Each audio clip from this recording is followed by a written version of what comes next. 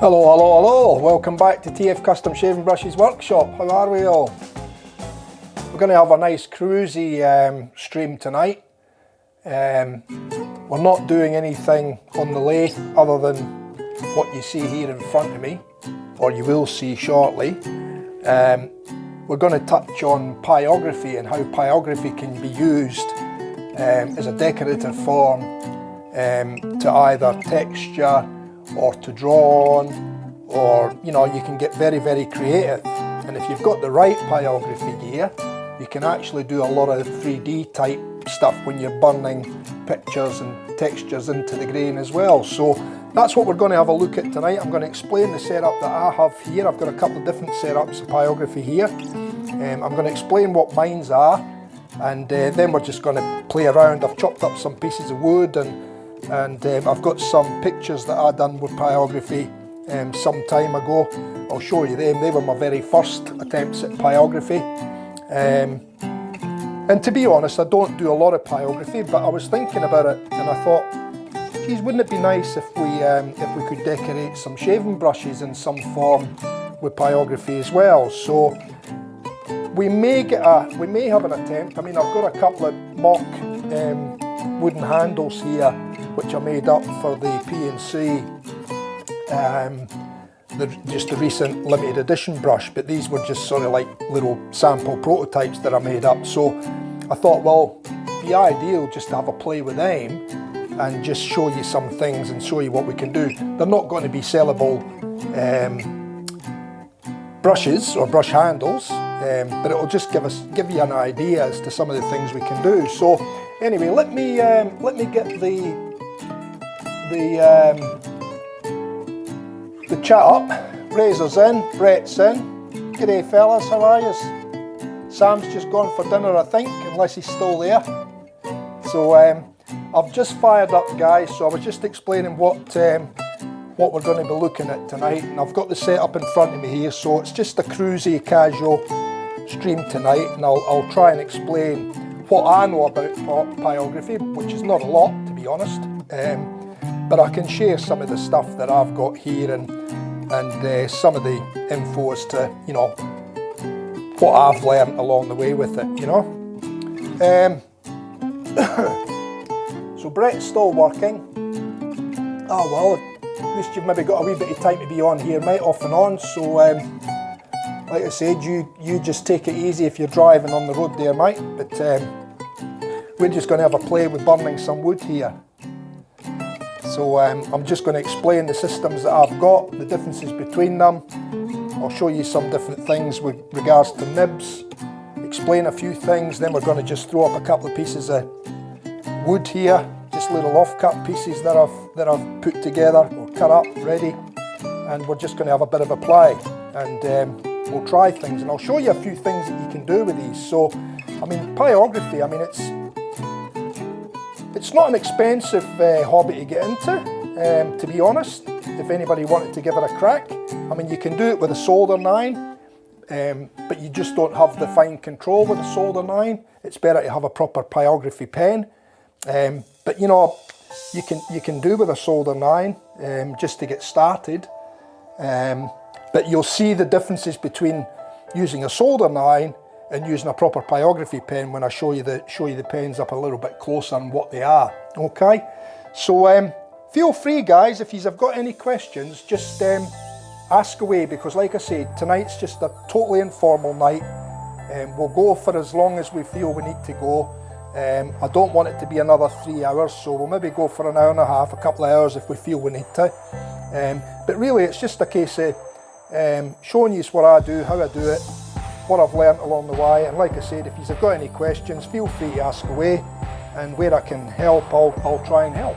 Okay, so you can see I've got a couple of systems here. This one with the black handle here, that's my I've had it for a while now, but that's my fairly recent one. This was made by a fellow down in New South Wales for me.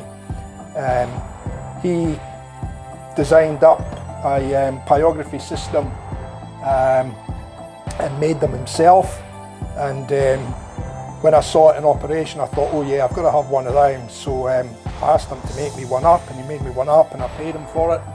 and it's absolutely the bee's knees. This one here I've got, I don't know if you can see that in shot quite yet, but that's called a razor tip SS Duo, I think it is. It's a 2-pen system, that one, but the difference between this one and this one is that this one doesn't have the power that this one has, and I'll show you that in a little while, the total difference between them, and it's just power really.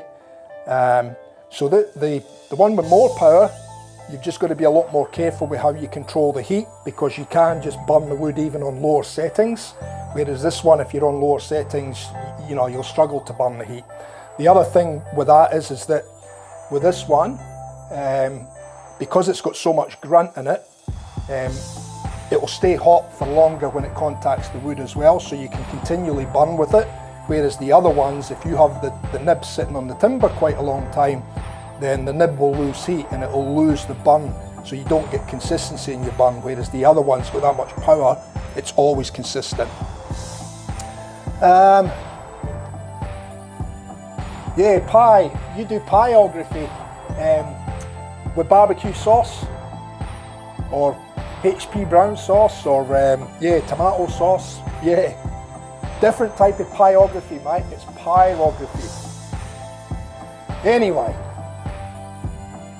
I get the drift. I get the drift. Oh, so you're driving, Brett, are you? You're just listening. Hope you're not driving and texting, mate. You'll get caught. And how's Razor? How's Razor tonight? All good, buddy?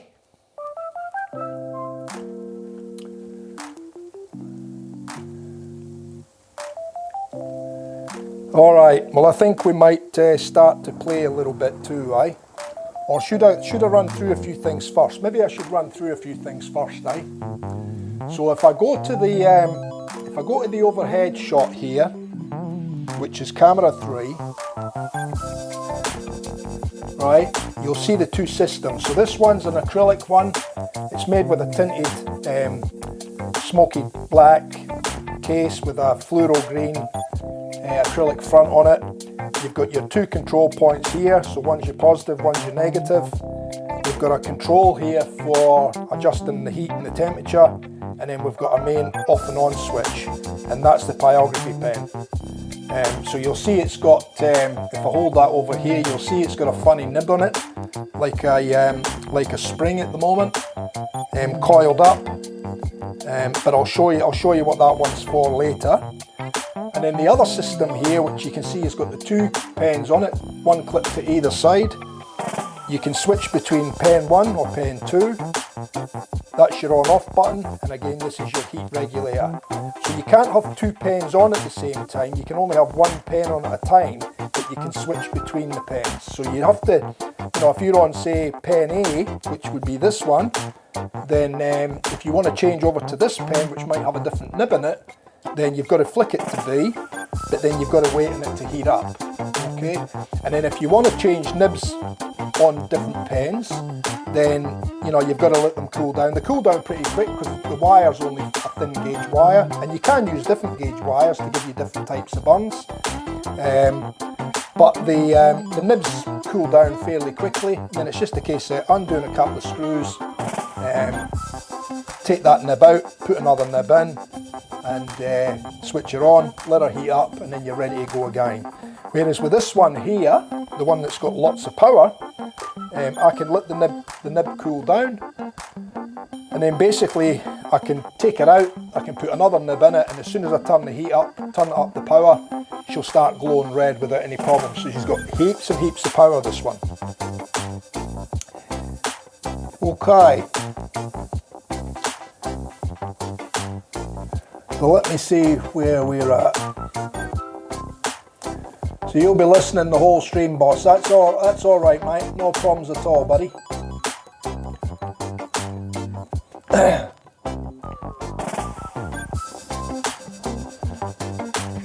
Okay, well I'm not sure if you guys are, I don't see any fresh chat coming up, so I don't know if you're hearing me okay. I'm presuming you are. Just Razor hasn't responded since he said evening, gents. That's all. I'm just checking that everybody is good. Anyway, so what I'm going to do is I'm going to fire up this one, and I'll just show you what I was meaning before about how the differences between them as far as power. So I'm going to plug the 2 pens in. I'm going to switch it on. I'm hoping that that's right, because the little LED light, oh, that's because we haven't put any power on, is it? So you'll see the little LED lights come on there now, so that's showing us that we're on pen A, which would be this one. And I'm just going to turn the power up. It goes up to 10 on the dial, so I'll turn it up to about 5, and I'll get a little scrap of wood, and I'll show you what this does. Now, I'll show you nibs and that in a little while. I just want to show you the differences between the pens and between these pens and this pen here when I fire this one up. So obviously I've put this one on. I'm just going to check it now, so you can see there's a little mark coming off it, but not a lot. So it's starting to warm up, but it will take a fair bit of time.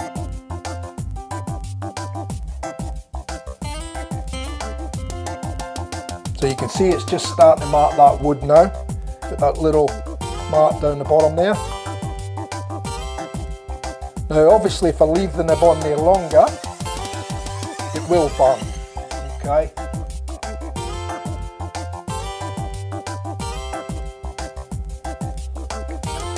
So you can see we've got a little, because I'm using the tip of that, we've got a little sort of semicircle. But it's still not very hot, so it's either still warming up or that's as hot as it's going to get on 5. So there's different ways you can use your pyrography pens.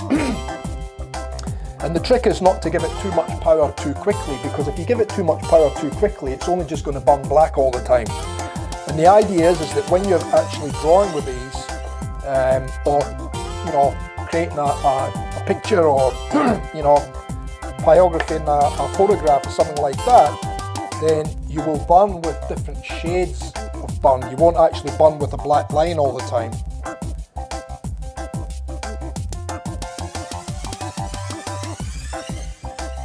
Okay. Excellent, that's good to hear, Brett. He's trying to stir Grey Dog up. He's not in yet, is he?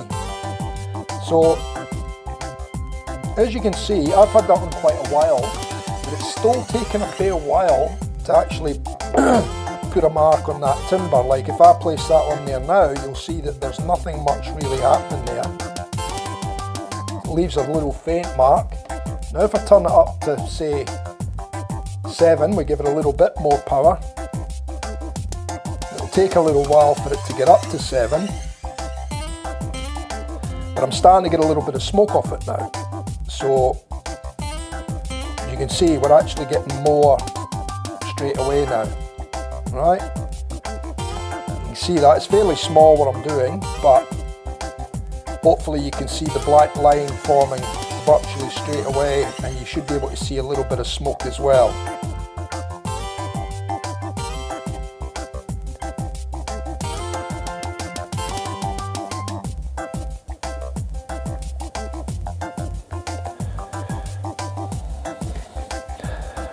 And this nib can be used for lots of different things, and that's a technique that you develop yourself when you actually start to play with pyrography. So if I come up this end, I can actually turn the nib upside down. It's actually got like a hook shape to it, so I can actually turn it upside down, and I could actually start to write with that as well. So I can put, you know,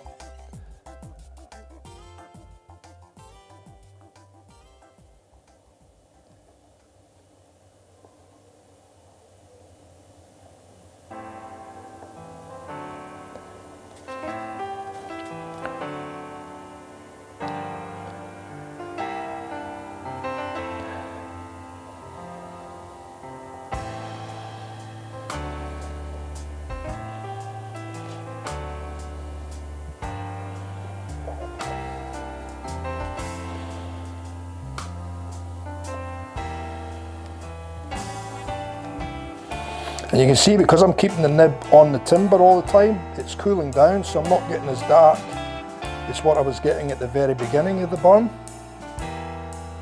But you can go over it again.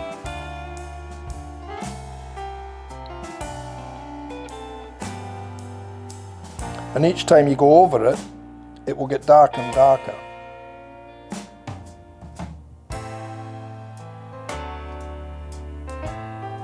As you can see here. Okay, so nothing fancy, but there we've just written TF Customs, and you can see the little pattern that I've put on the other end just using that nib. And the thing with it is, you can, once you get practice with it, you can actually then start to create other patterns and other textures.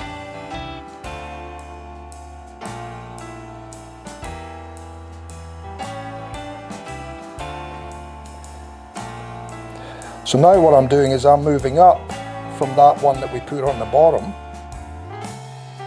and I'm just putting another row in now, and you'll see the pattern changes each time you do something different, you know.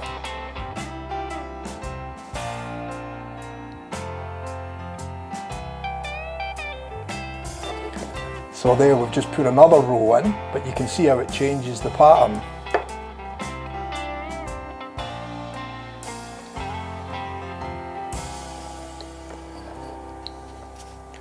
Anthony, how are you doing, buddy?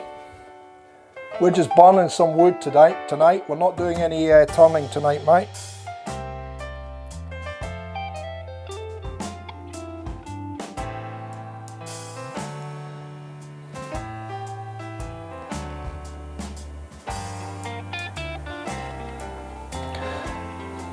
We're just having a play, and I'm just showing you guys what pyrography is all about.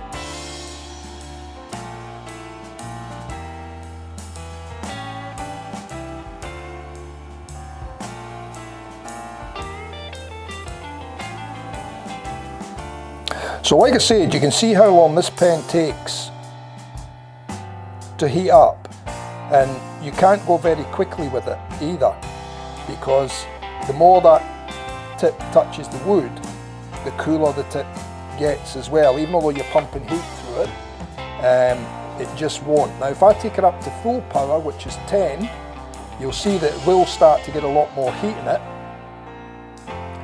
And again, I need to just let it take its time to warm up.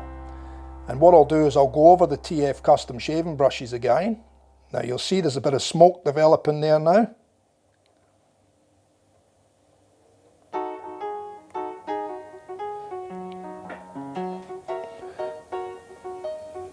But again, if I go too fast, I lose the heat. Okay? And then I've got to wait a couple of seconds for it to come back before I can go again.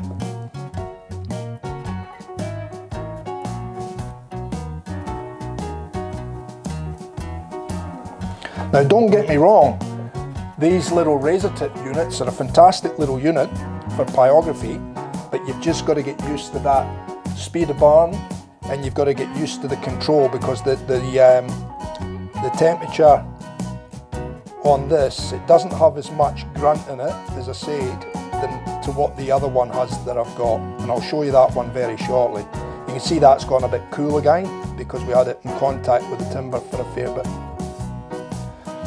Alright, so you can see there again how it's darkened it down, but like I said, that tip's up at number 10 now on the power scale, and it takes a long time for it to heat up, to get to full heat, and then the longer you hold it on the wood, it loses that heat pretty quickly. Okay, so now if I turn that one off, and I'll just show you this one, we'll put that one on and turn it on. Now this nib is a different nib again, so this one you'll see is an entirely different shape. It's a bit hard to see it. Hopefully you can see it in that shot. But the end of this one has just got a tiny little ball on it, so that can be used for writing, you know, proper scrolly text and all that sort of thing. You can use it for texturing a piece of wood.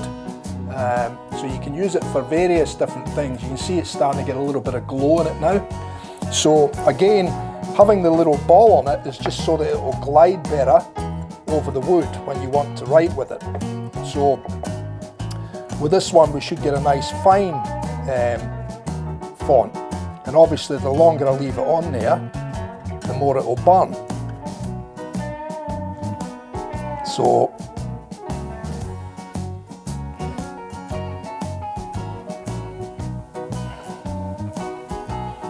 but you can see, because it's only a little ball tip, I'm actually getting more heat into that now than what we did on the one down the bottom, because it's a fairly fine tip, this one. It's just like a little ball stuck on the end. But you can put a little bit more detail in with that because it is so fine.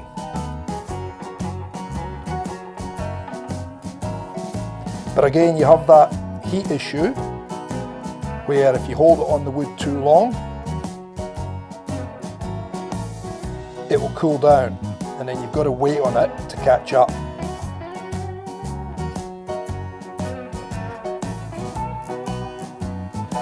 But you'll see it's every bit as dark as the other one. That was the first one we done where we went over it 2 or 3 times. That's the one we've just done where we basically only went over it the once, and you can see it's equivalent to that one as far as burn now, but we're still on 10 on that nib, and it's a very, very fine nib, that one, as you can see, just with a let me get it in picture here, just with a ball on the end, and that ball is what makes contact with the wood. But then you can come back and you can, you could put little details in this now. So, if we wanted to double up on this lettering like that, we can put some detail in. We can double up on the letter like that. We can put another in there. Bring the S further round, put a little bit of detail in there.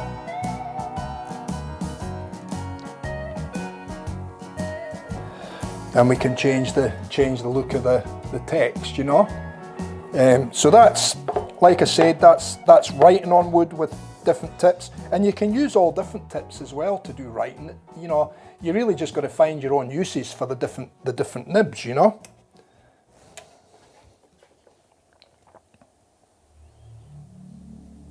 Yeah, it's a beauty, mate. I'll show you that one working in a minute. Oh, you won't see it, you'll only hear. Alright, so I'll put those nibs off now. And those handles for the pens are kind of insulated as well. So the heat doesn't travel through into your hand.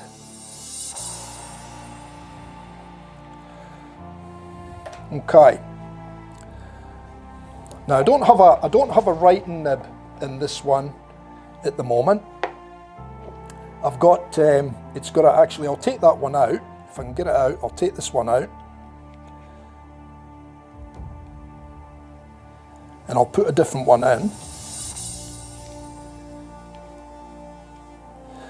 So I'll take that one out. And these are all my different nibs in this little foam pad here. So we'll be showing you some of them through the course of this evening. And I'm just going to put this one in.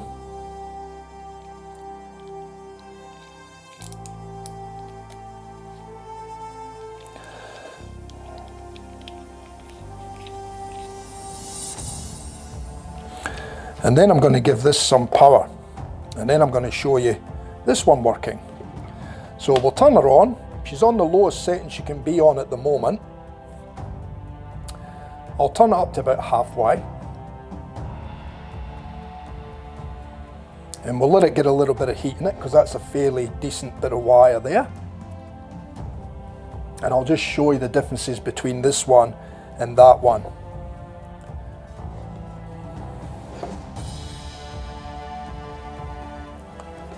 Just check and see if we've got any heat there yet. Might not have a connection actually.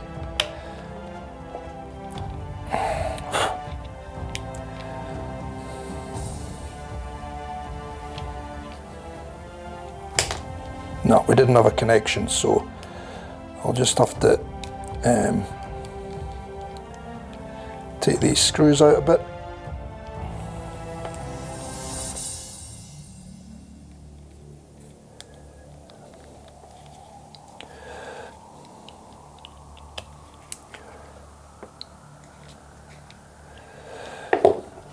I think the tails need to be longer on this one too. That's still got a bit of heat in it actually. The tails are a little bit short on that for this this pen.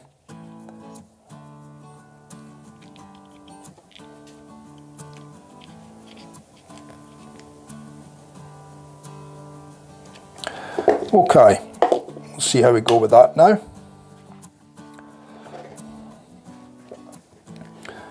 I'll just give that a second. So I'm going to show you I'll show you some of my earlier stuff that I done when I first started pyrography. I'll get rid of these ones out the way for now.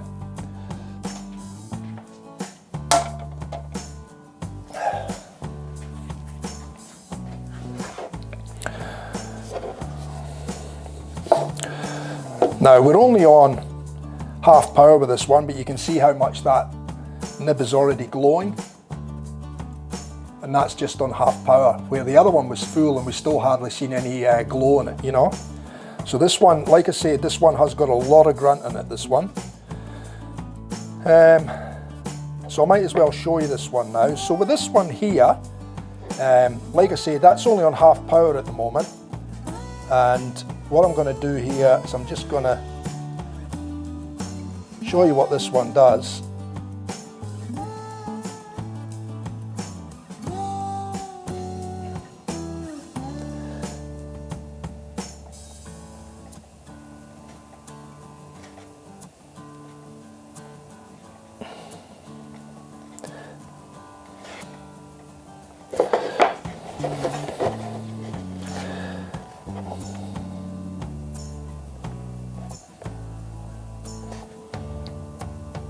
And you can see I'm able to keep going with this one because it's got so much heat in it.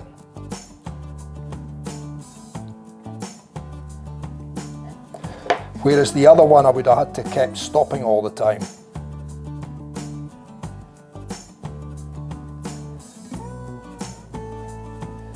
Now you'll see this also puts texture into the wood as well, so it is actually burning like a texture into the wood as well at the same time.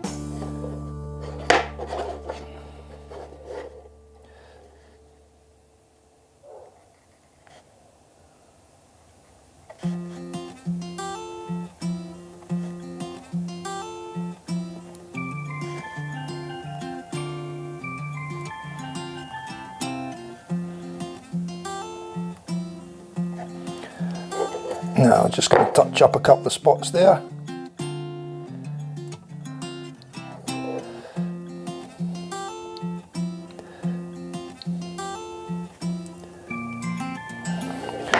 Okay, now I'm going to turn that one off again, and then I'll change the nib in that one and I'll show you what we do with that. So you can see there that it actually does burn a texture in there as well. So that one's just wire all coiled up. Okay, and you can see what it's done there as far as burning that into the timber there. So these ones here were the ones I done earlier with that different nib. And then this one here is the one I just done with that coiled up nib. So I'm just going to show you what else we can do with that now. But I'll wait on that nib. Cooling down a little bit more, and then we'll swap that nib over and I'll show you the next one. So that will be the next one that we put in, this little one here. So again, it's coiled wire, but it's a different size to that one there. And I'll show you the reason for that shortly. Let me just pull up something on the screen here that make sure I disable it.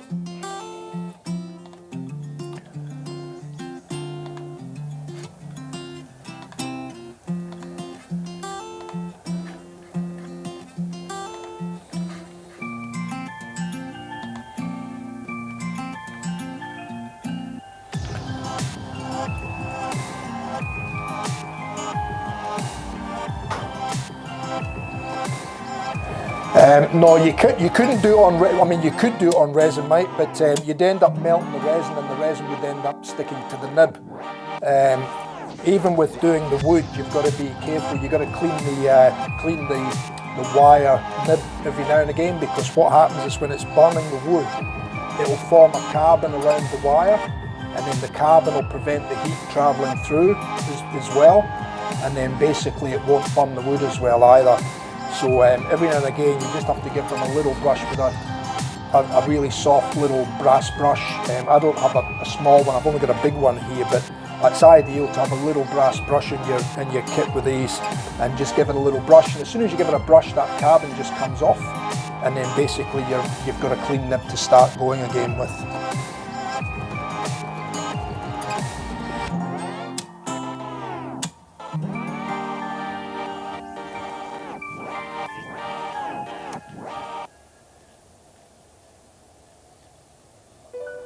Oh, no problem, buddy. No problem at all. Okay, so that one should be cool enough now. So what I'll do is I'll just take that little nib out. The screwdriver's probably not the best screwdriver. It's a little bit small for these screw heads on this one. So I'll just take that nib out and flick it on the table there, and we'll let that cool down. And then I'll put this one in now. Just make sure we're getting it right in. Yeah, that's it. And then we'll lock that over. These don't have to be really tight, it's just to make the connection and to hold the wire, you know.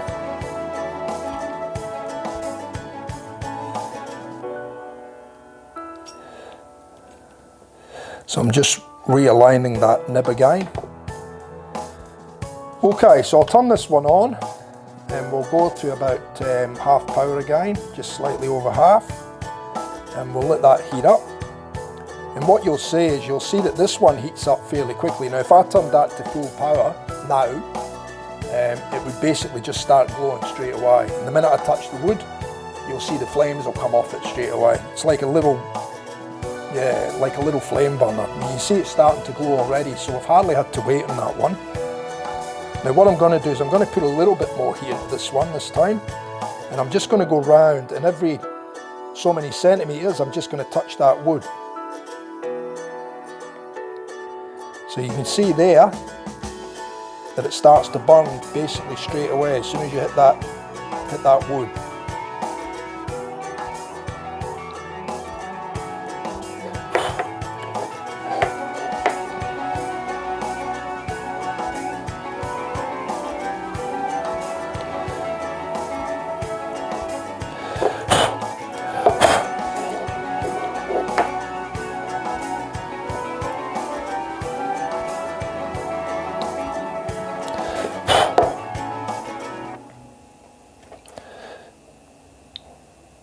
And the longer I hold that on there with this particular one, that'll just burn away. It'll just keep burning and burning. It'll actually probably put the wood on fire, to be honest, if I was to leave it on there for a lengthy period of time.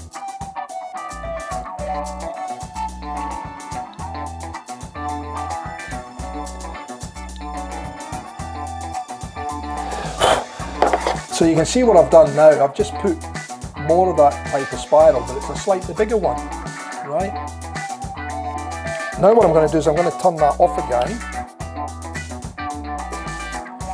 and I'm going to change the nib again.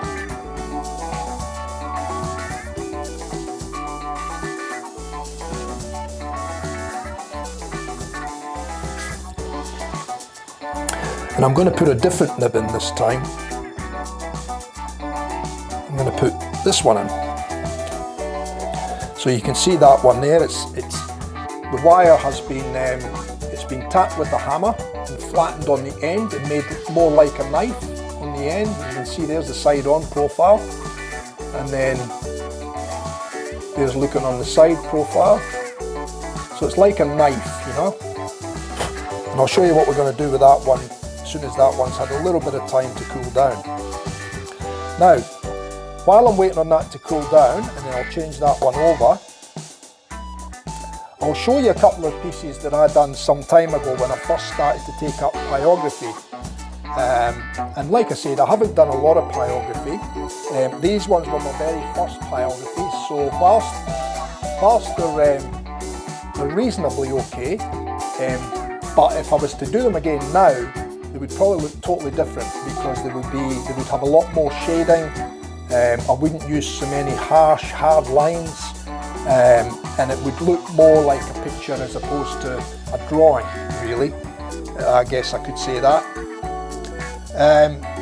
So yeah, I think that answered your question there, Sam. No, I don't do a lot of it, mate. I've only done a little bit, but the reason I got into the pyrography and got the pyrography gear, I've had it for a fair while now, but the reason I got it was because it's just another ad that you can use to say wood turnings.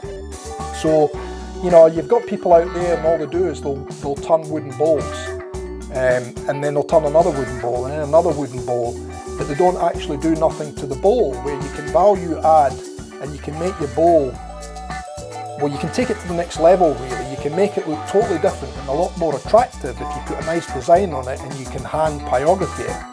Now, there's a lot of things you can do with pyrography because you can also mix in colour with pyrography. Because you're actually burning into the wood and leaving texture in the wood, you can actually then rub that texture over with a coloured paint or a rub and buff, and then you can actually get colour into your burning as well. So there's a lot of things you can do. It's just playing around and trying different things and experimenting, and that's something that I haven't really had a lot of time to do. So like I said, I just want to give you a little bit of an understanding as to what pyrography is about, and I could see a use for pyrography if I was to perfect it and come up with some nice designs. I could see a use for it in doing some nice shaving brushes as well, or maybe a decorative finish on the lid of, say, a soap puck or something like that, on a bowl, a wooden bowl for a soap puck. So there's lots of things you can do with it, and you can get very, very creative, and there's a lot of stuff on the net. So if anybody was ever interested in taking it up, do a bit of a search on the internet and see what people are actually doing. Some of the stuff is just amazing, and there's a lot of well-known professional pyrographers out there. Some of them are actually on YouTube, so you can see a lot of different stuff. But anyway, I'm going to show you a couple of little things here. That one should have cooled down now. I'll just check the chat. No, Sam, you can use it with anything, mate. It can be used for, like I said, bowls, lidded boxes. You can use it for hand customizing, anything at all really, any type of wood. You can't really use it on other materials like plastics and acrylics and resins and stuff like that, because they just melt. You could use it to put texture into them, I suppose, but I don't know how your nibs would stand up to being put into, melted resin all the time. Whereas wood, you just give them a little bit of a light brush and the nib comes clean again with a little soft brass brush. Yeah, it could be used on a wooden handle. That's the whole purpose of this. That's why I'm showing you this sort of stuff, because we might one day actually come up with a nice design or something, and we might do a wooden shaving brush with a pyrography finish on it. And it's not necessarily to put artwork on either. It can be used to texture, and I'm going to show you some of that in a little while. Right, the nib I was going to show you this time was this one.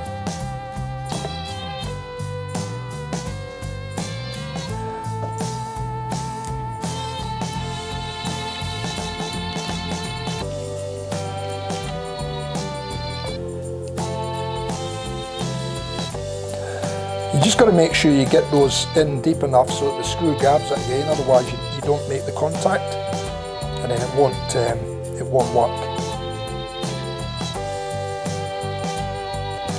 Okay, so that's that one in, that's that one out, and that's cooled off now. So like I said, you can see they don't take long to cool. Now what I'm going to do here is I'm just going to actually flick this. So I'm going to go, you can see it's glowing red, and I'm still on the same temperature setting, it's just that it's a different nib this time.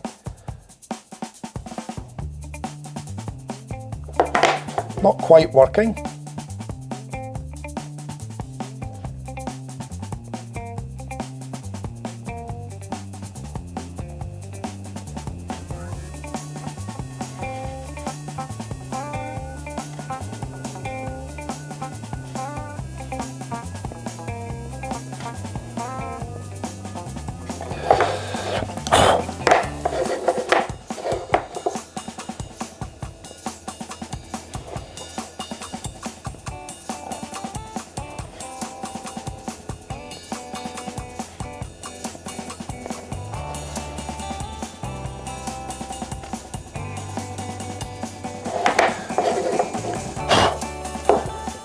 Ryan, how are you, buddy?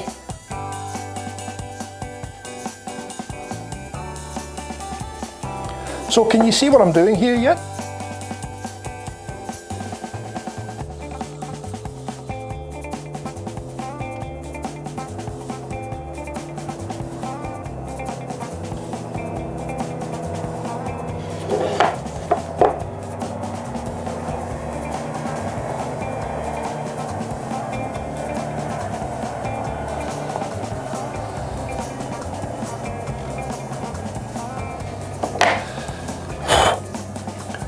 Can you see what I've done there? Does it look like barbed wire?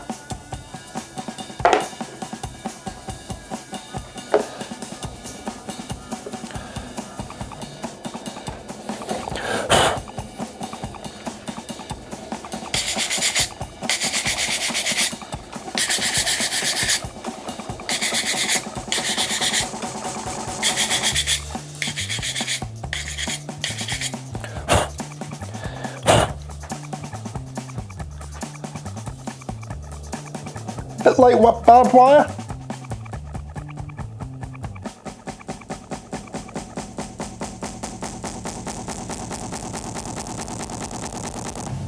Okay. You can also do all sorts of things. I mean, I'm just showing you different techniques and different things that can be done, but you can use it for texturing as well, like you can. So if you've got a really sort of plain wood, and you can just play around with the nib.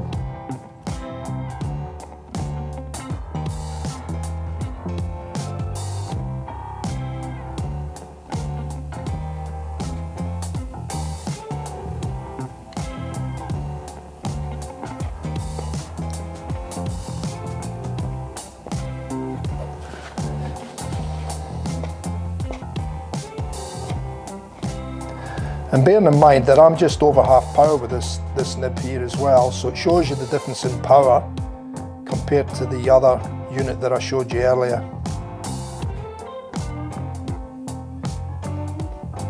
And that's why I tend to use this one more than the other one, purely and simply because you can have more heat on hand, and it doesn't slow you down because you've got that much power where you can turn the heat up. Like I said, it's only on half at the moment. But what I'm going to show you is I'm going to just burn some textures and then I'll give them a rub with a wire brush, and you can see how they'll all come up very different,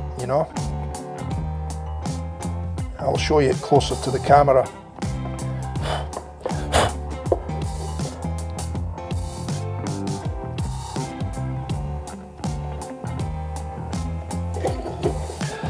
I'll just sort of frame that off a bit.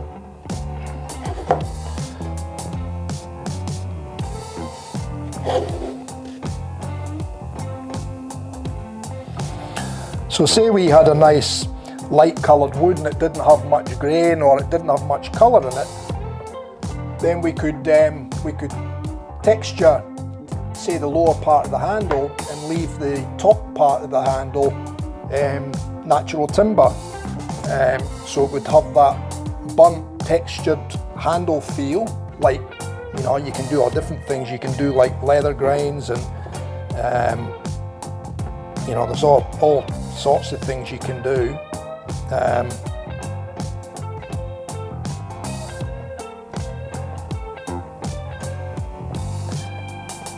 I'll hold these up to the camera in a little while and you'll see the differences in the textures.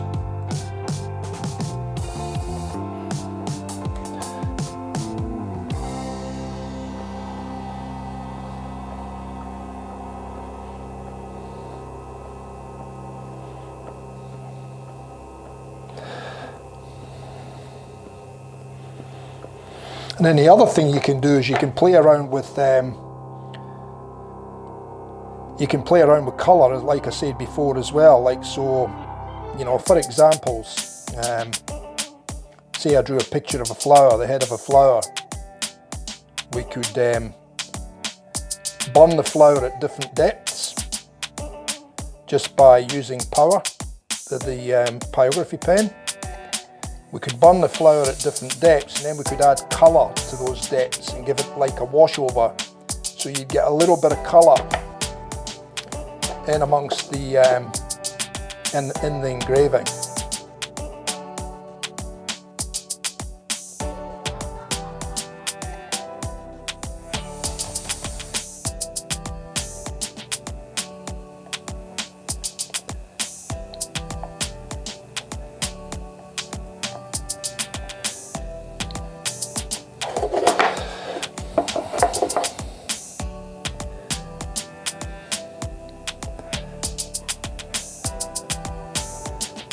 And you can see I'm just doing things fairly randomly here, just to let you see some different things that you can do.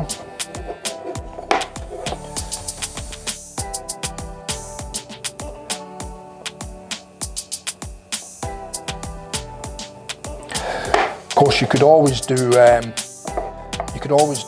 crisscross type stuff as well.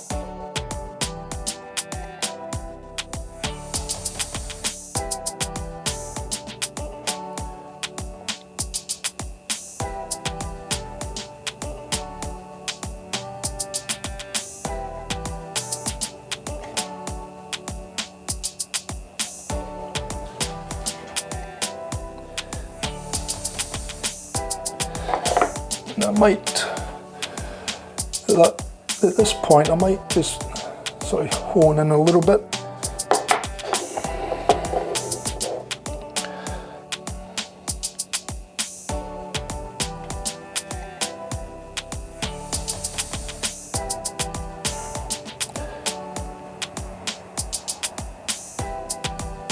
And bearing in mind, I'm just doing all this freehand, it's just to give you an idea of the concept.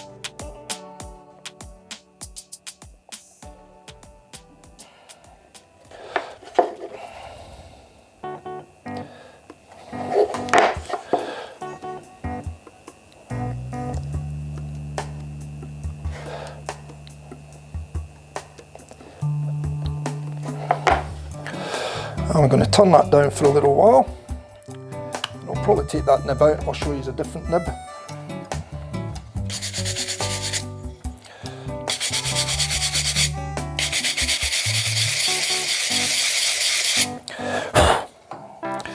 So I'll show you that fairly close up to the camera. Now, it'll look kind of ordinary close up on the camera, but if that was put all the way around a handle, it's actually got texture. You can actually feel the texture, and it changes the colour. You can lightly sand the top too, and then you'll have a lighter. So for examples, let me grab a little bit of sandpaper.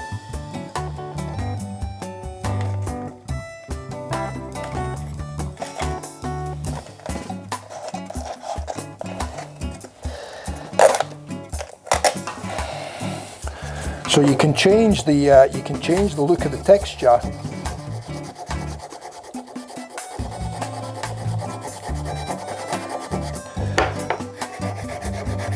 just by sanding off the top layer but leaving the lower layer in as well. So again, that can give you a nice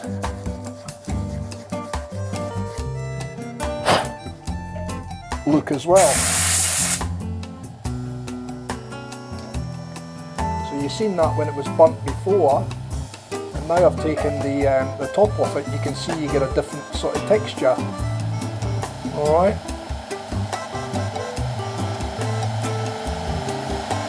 Yeah, filling in the cuts with colour, so you can do all sorts of things with it, you know. Now I'll change the nib now, and I'll just show you another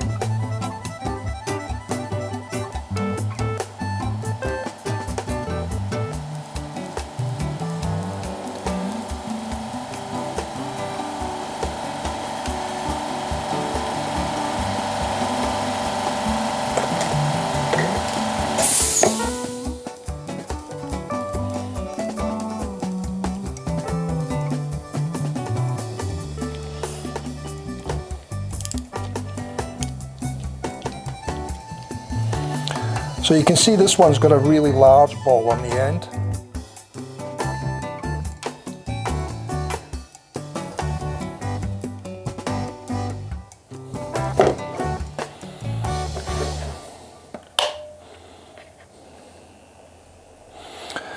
Because it's got a bigger fitting on the end, I'm going to turn up the power a little bit more so you can see it's getting heat through to it now. It's fairly glowing. And I'm only just a little bit past the halfway mark now.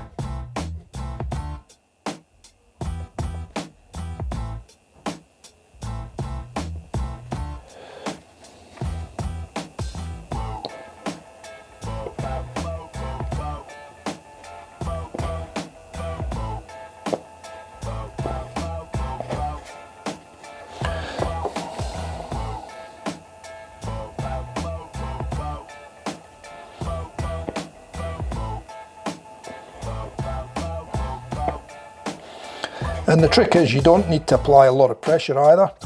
You just let the pen burn its way in.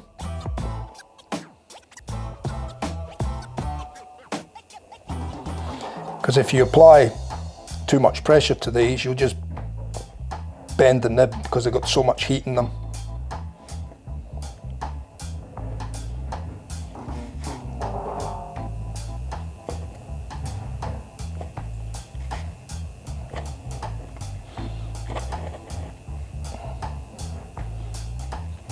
Spoiling my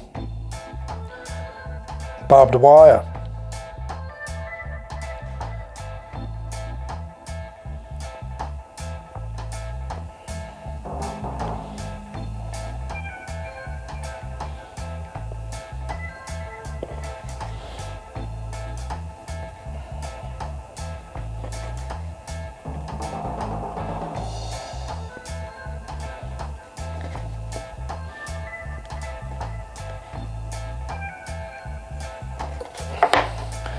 Okay, I'll just turn that one down and off now.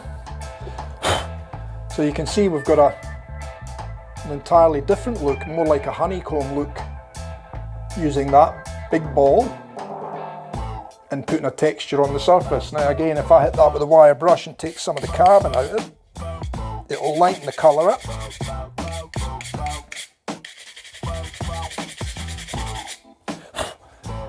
And again, you could drop colour in it if you wanted to. So you can see the ball one, the big ball one, what sort of texture that's given there. And if I try and, I don't know if I can get it side on so you can see how deep it's burnt into the timber. Pretty hard to see it.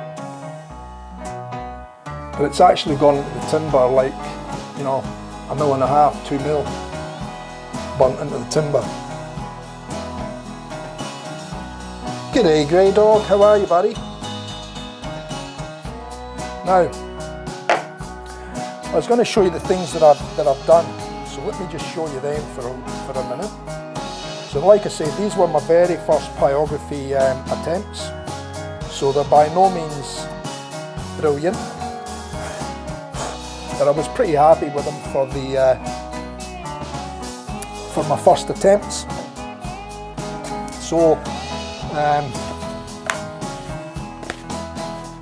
I've got one which is still a work in progress from a long time ago. And then I've got another couple here that are done. Let me go back to that shot there. And I'll just hold this out to the camera. And I'll see if you should be able to spot who these are without any problems, hopefully. If you can't pick out who they are, then I think my pyrography's probably not so good, eh? Anyway, so here's the first one. That was the first one I've done, or one of the first ones that I've done. And this is just a piece of MDF, so it's got no grain, no nothing in it. It's just a piece of MDF, and I've actually sealed the surface just with a shellac, just to put a finish over the burning. So as you can see, it's got a fair shine to it, but you can see the surface of the material is textured from the burning. So in the hair over the other side here, you can see the hair is actually like when you feel it, it feels like, you know, you've got a rough texture there and you can feel it, it's like strands of hair. And then obviously the creases in the face, you can feel the creases in the face because they're burnt in deeper to give the depth in the image. Yeah, so you got that one right. So obviously it's not too bad for one of my first attempts. I've only got about 4 of them, I think. And again, like I said, these were all my very first attempts at pyrography.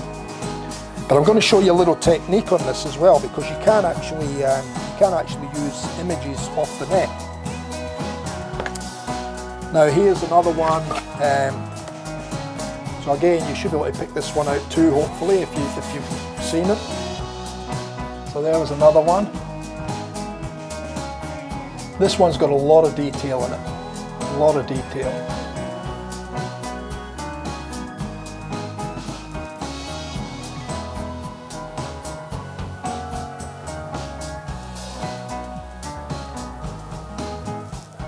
So there you go, you can see that one. You'll probably be able to guess who that one is as well, without any problem.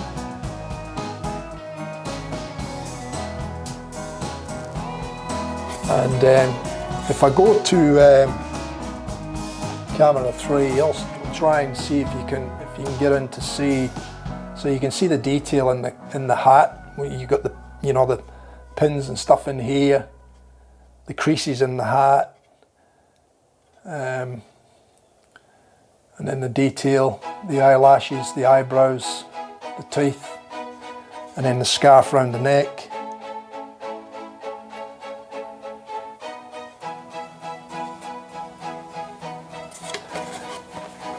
It's Johnny Depp, the Mad Hatter.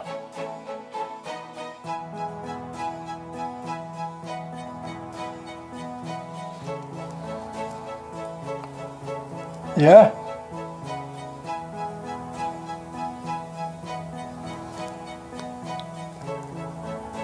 Hope it looks like him.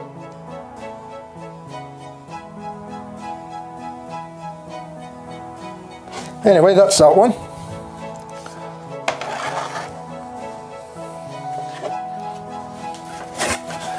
And Grey Dog could get this one without any problem. Well, I think a lot of yous will anyway.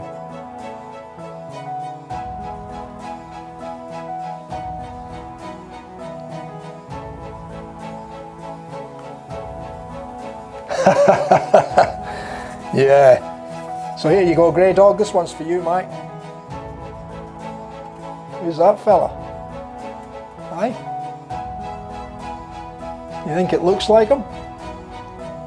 Now this one was done on a piece of ply. That's why you've got a lot of the lines down through it. That's the grain in the ply. Because these were just my first pyrography attempts, it didn't matter what the material was. It was really just a case of getting the practice to practice with the shading and getting the detail. So yeah, Sam, you might not know this fella. Do you know this fella?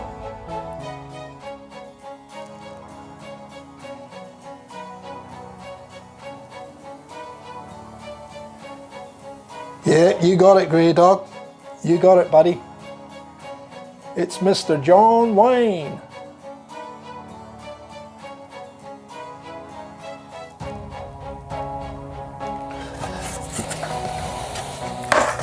So that's the kind of stuff that you can do with these pyrography pens. Obviously you can do it a lot better than what I've done. I mean, if I was to do the same ones again, I'd probably end up doing them a lot differently to how I done those ones initially. And I've started to sort of play around with that a little bit in this one. But this one's unfinished, but I'm guessing you'll be able to pick who these guys are too.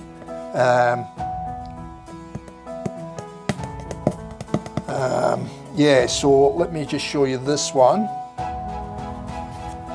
So this, like I said, this one's a work in progress at the moment. It's started, but it hasn't gone any further. Now, the fella that I would think would give it away would be this fella here, because I think I've captured his face really well.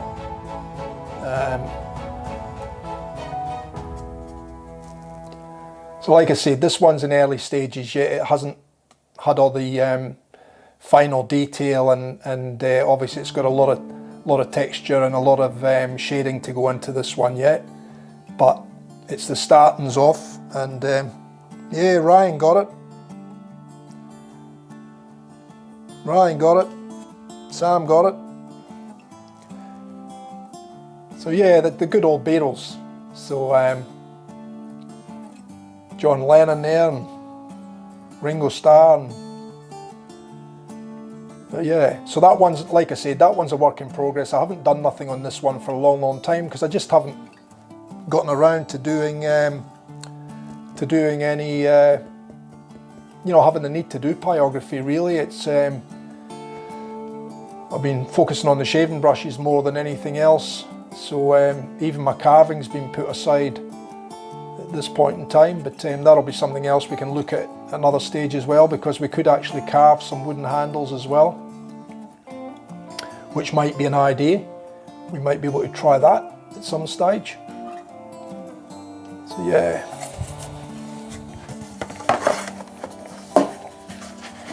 So yeah, they were my first ones, you know. So I was quite pleased with them, how they turned out. But like I said, if I was to do them again, they'd be done totally differently this time, with more use of shade as opposed to stippling and texture and lines. So yeah, but look, I was fairly pleased with them for a first attempt.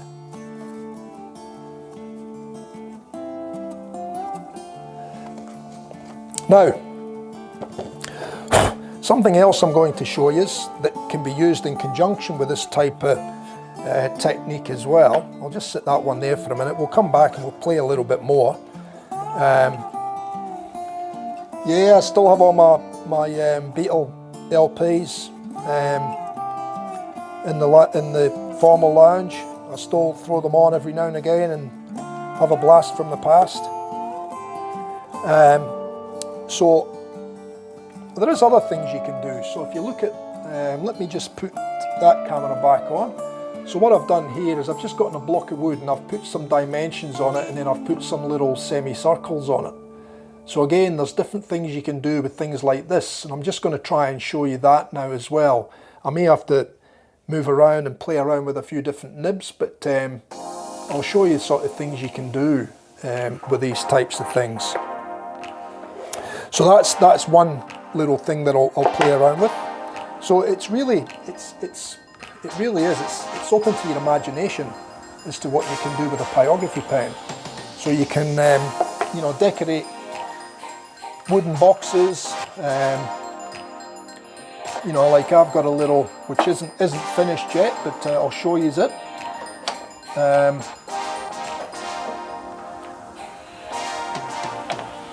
Just let me get this piece out.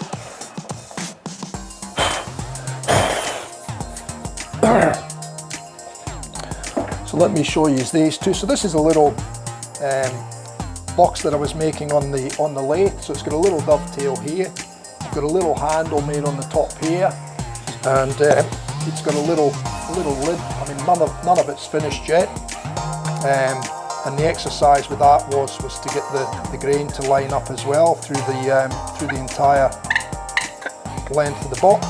So I'm just trying to find out where my grain is again now. Find the right grain and colour.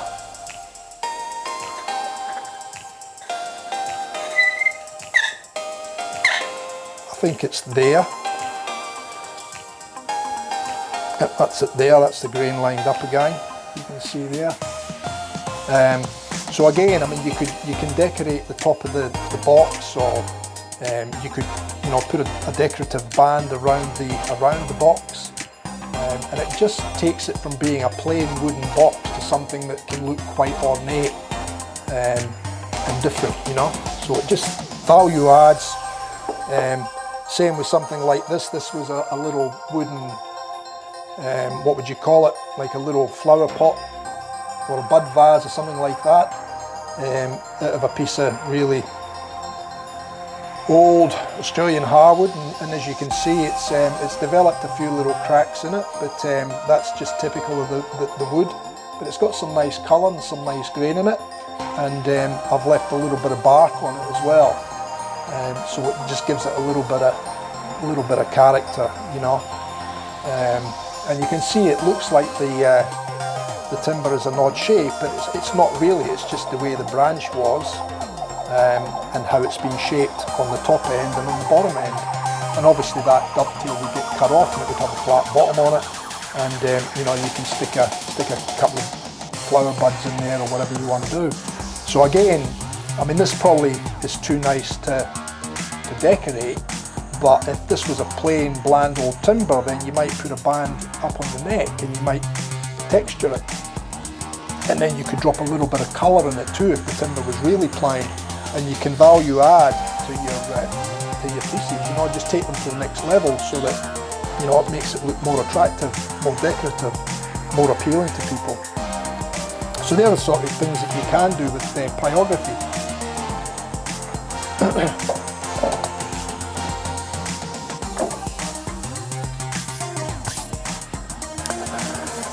So I'm just going to change this nib over now. I'm going to see if we can do another little, I think I'm rounding out that screw with this screwdriver. Yeah, I am. I'm going to have to go and get a better screwdriver, fellas, so just bear with me for a sec.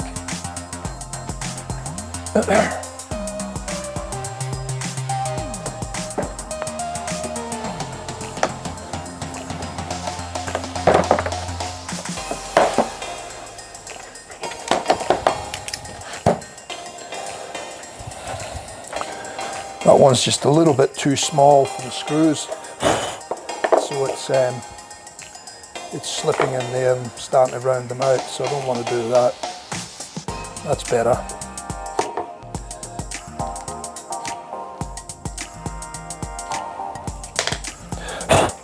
Now I want to find a nice one that's going to give me some nice shading. So this is a proper shading nib, this one. So we may have a play with this one. Like I said, I haven't even used all the nibs, to be honest. I know what a lot of them are for, but I haven't used a lot of them because I haven't done a lot of pyrography. But I just thought it'd be interesting to do a little stream and let you guys see different things that you can do and things that you can play around with. And you don't have to be doing turnings to do this. You could be playing around with, you know, different wooden things now. A lot of people buy like rolling pins, wooden rolling pins, cheap from the shops, or chopping boards or bread boards. A lot of people buy those things now from the shops, and they can get them reasonably cheap. You know, you can pick them up for a few dollars, and then what they do is they get a pyrography pen and they start putting some decorative finishes on the plain old wooden chopping boards, or you know, other stuff that they can buy cheap from the shops.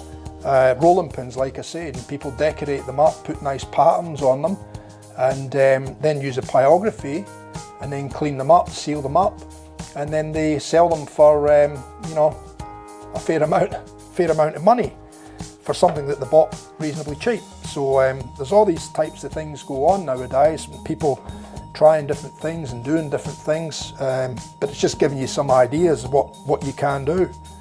And I'm going to show you a technique in a little while that you can do even for pictures and stuff if you want to get fairly accurate with stuff.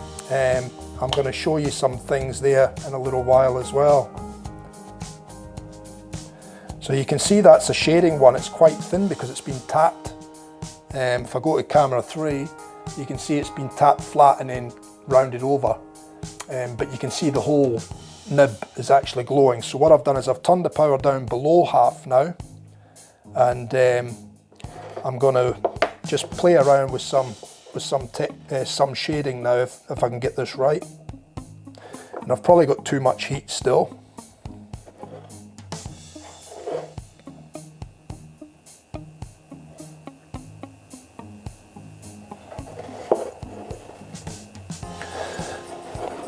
Might cool down a little bit yet.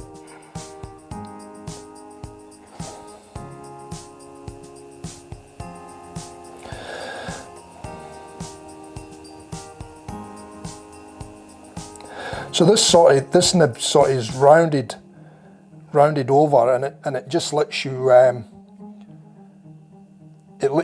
use different parts of the round over, so you can thin it out, or you can do a big wide area sculpted in. Oops, I just slipped it.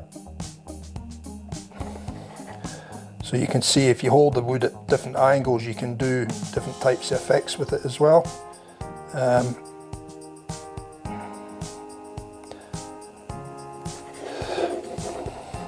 And these are by no means perfect, guys. I'm just trying to give you some ideas of the different things you can do with them, and you can play around with them and really get sort of fairly creative with them as well. And obviously the more you do it, the better you get at it as well. I'm just really going very quickly just to give you an idea.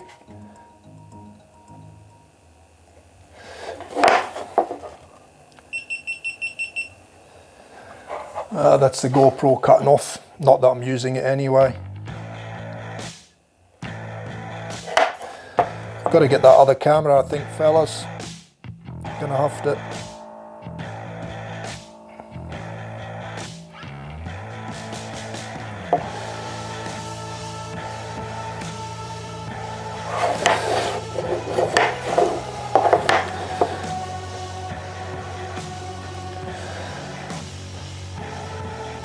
So I don't know if this is boring you fellas. I just thought, it just adds a little bit something different to the stream every now and again, rather than just constantly doing shaving brushes,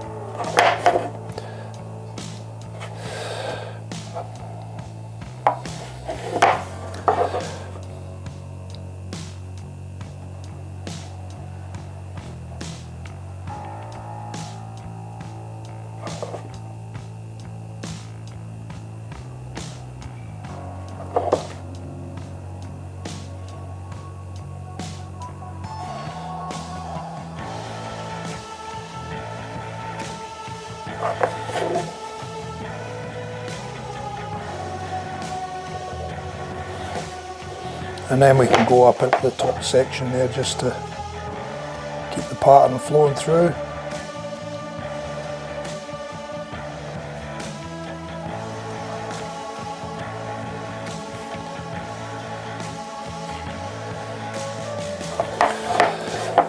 And then we can use that same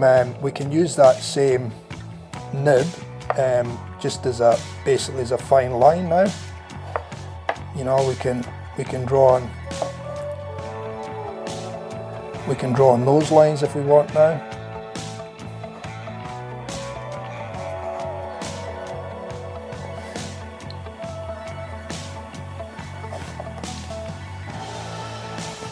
So I mean, each nib has got specific uses, but you can compromise and use nibs for other things. You don't have to always necessarily stick with the same thing.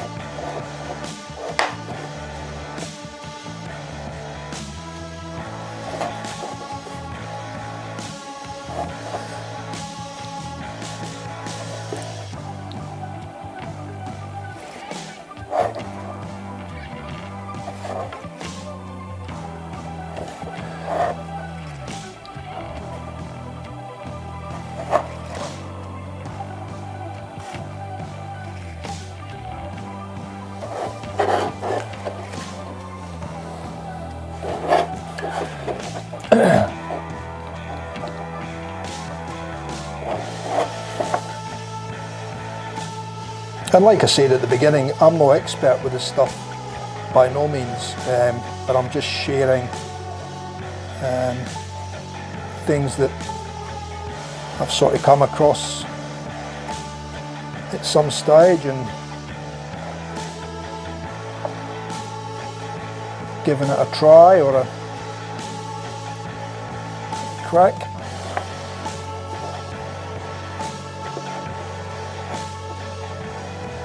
Sometimes the fun is trying to find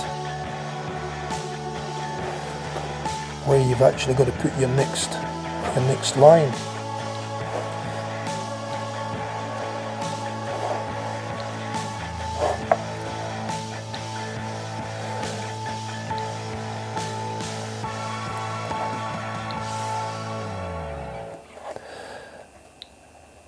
And you can just create, you can create all your own patterns, you don't have to follow, this is just a random type thing. I mean, you can create, we're using different techniques, you can create things like fish scales,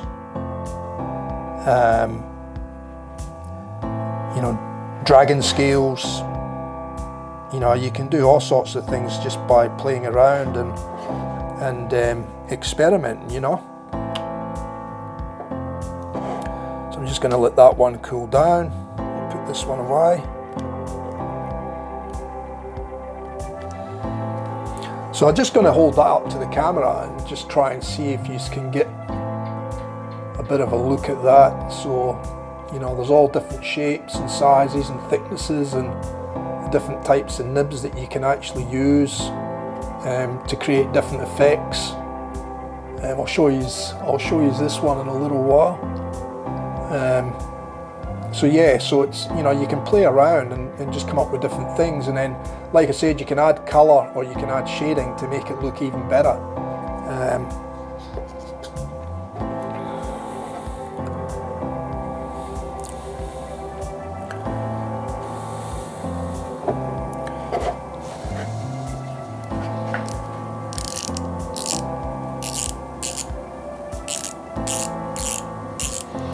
Can you, Brett? Jesus, that one must have some power in it then, if you can smell it. As long as you don't hear any sirens coming round to my place, that's good. That's a good thing.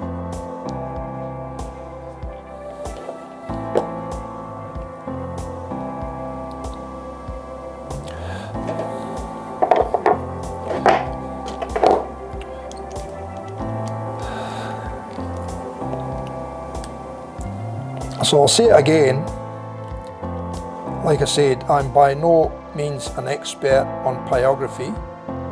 If you would like to see some really good stuff, get on YouTube and type in pyrography, and you'll see some of the creative people that do pyrography as a hobby really seriously, or people that do it professionally, and you'll see some of the stuff, some of the pictures and that they create is just absolutely phenomenal. Really is amazing.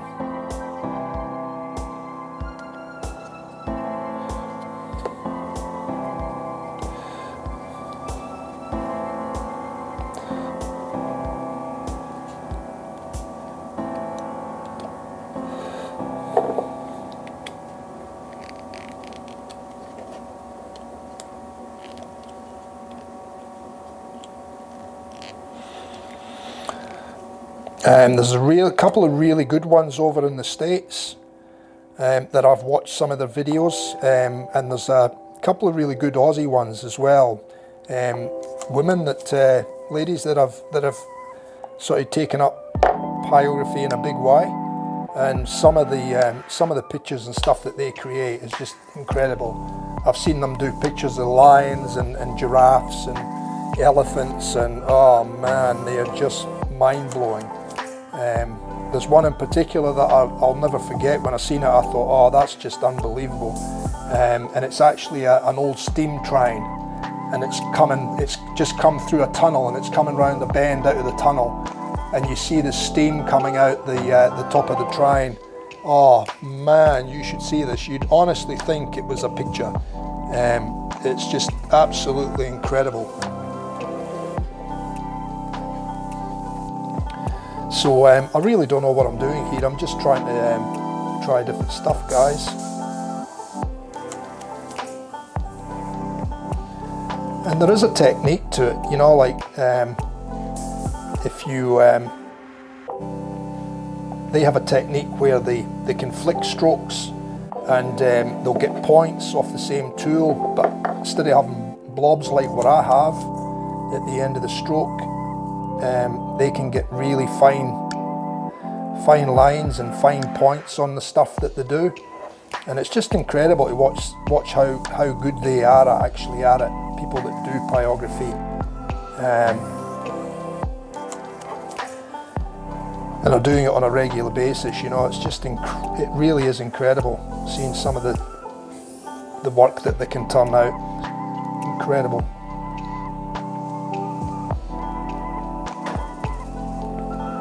So you can see I'm just really playing around here with just, you know, like I said, I've got no particular thing that I'm planning to burn or anything. It's just really a case of playing, you know.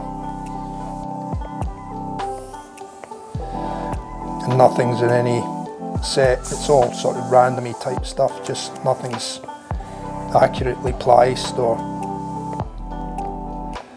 I'm just trying to show you the technique. Well, not even the techniques really, I'm just showing you what you can do with them. Like I said, it's just up to your own imagination really, and you can just keep developing, you know. You only get good at it by doing it and practicing really, you know. Anyway, you can see what I'm doing there. I'm just playing around, you know, with different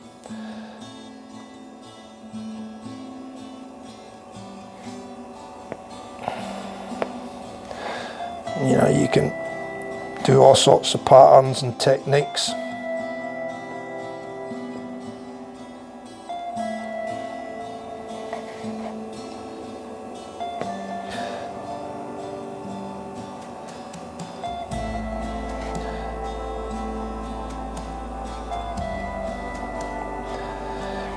Anyway, I think you've got the gist of that sort of thing, eh? Now the next thing I'm going to show you is this can make you look really good, but it does take a long time, and it does, again, it takes a lot of practice.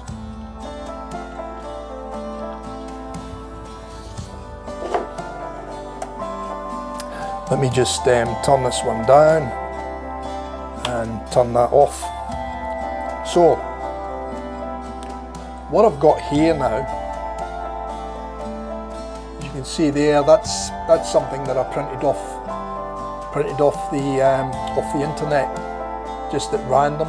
I just typed in I think it was steampunk line drawing, and I found an image, and I just took a portion of that image, and then basically what I'd done was I printed it on my computer, on the printer, and then what I've done is I've cut that to size just to suit the timber block that I'm using as a demo, just to let you see the kind of things you can do. And I've actually applied some sticky tape around here, 2 bits here, one here, just to hold that in place. And as long as I keep that edge up, against the edge of the block all the time, then that picture will always go back into the same spot. Now if I flick that over, you'll see there I've got a little bit of graphite paper in there. So what I've actually done prior to the stream, in preparation, just to show you, techniques that you can use. Some people call it cheating. I don't call it cheating because you've got to put your own flair on it. But basically what I've done is I've actually traced that drawing that was printed out in the printer very roughly, just for demonstration purposes. I've put a little bit of graphite paper in there, and if I take the graphite paper away, you can now see that I've exposed that image onto the piece of wood. Now again, you can make that look, when you burn that with a pyrography pen, you can make that look very three-dimensional, and it just, obviously all the hollow parts to the back, bigger areas, you would burn them in really dark, and then as you work your way up to the stuff that gets nearer in the foreground, then that gets lighter, lighter, lighter and lighter, and then you can actually turn that image just by pyrography. You can make that into a three-dimensional looking image just with how you burn the different levels, I'm not going to sit here and burn that because it would take a long time. It's quite intricate and it's a small piece. If it was a bigger piece, then yeah, you could do it quite easily, but it's quite small and quite intricate. And yeah, I mean, it's just it's something else you can do. So now you've got the line on there. It's really just a case of following the lines with your pyrography nibs. So pull out a drawing one, and then you can just burn in those lines on there. And then again, you could drop colour in it if you wanted to too, because you're always going to have texture where you burn. And you could drop colour in there, so you could drop a bit of gold or a bit of silver and black, and you can do all sorts of things with it. And that's how you can effectively take an image or a photograph even, and you can print that out on a piece of paper, tape it to a piece of wood or a piece of ply or MDF or whatever medium you want to work with, and then you can trace that on using a bit of graphene paper like that. Just drop your drawing back over, trace all the lines, make sure you don't miss any. I mean, it's not a big deal if you do, because you can just flick it back, have a look at your drawing. If you're missing parts, put it back on, go back to the part that you've missed, make sure it's flat and sitting hard up here, and you'll always pick up the same spot again. And like I said, that can be very, very effective on a piece of timber, whether it be a wooden bowl. There's one in particular that sticks in my mind that I've seen a fella do over in the UK. I don't know if any of you watch wood turning stuff, but there's a fella over there. Actually, I used to sell some of his products over here in Australia when I had the shop on the front. I used to sell wood finishes, so I had wood turning waxes, all different types of waxes that are made under license for him here in Australia, being that he's in the UK, and the products you couldn't really ship over here because they've got thinners, well, not thinners, but they had spirits and stuff in them, and some of the waxes. So I made them under license here in Australia to his ingredients, his directions, and I sold those products here in Australia through my shop. I was the only sole agent for Hampshire Sheen waxes, and I also was the only distributor in Australia for the Yorkshire Grit products. I think I might have mentioned that one before. Grey Dog will probably know these products because they are available over in the UK from a couple of different wood turning places. So Hampshire Sheen waxes and Yorkshire Grit, I no longer do them now. I've still got some waxes to sell off, but I no longer make them now. But he actually done, he used to do on a fairly regular basis, he used to do some wood turning videos, and they were pre-recorded ones. He's very good, he's very artistic. He's now got a whole product range of Hampshire Sheen products that he sells all over the world now. he does a lot of colours in this stuff as well. But his name is Martin Sabin Smith. So Martin Saban, Martin Sabin Smith, Smith.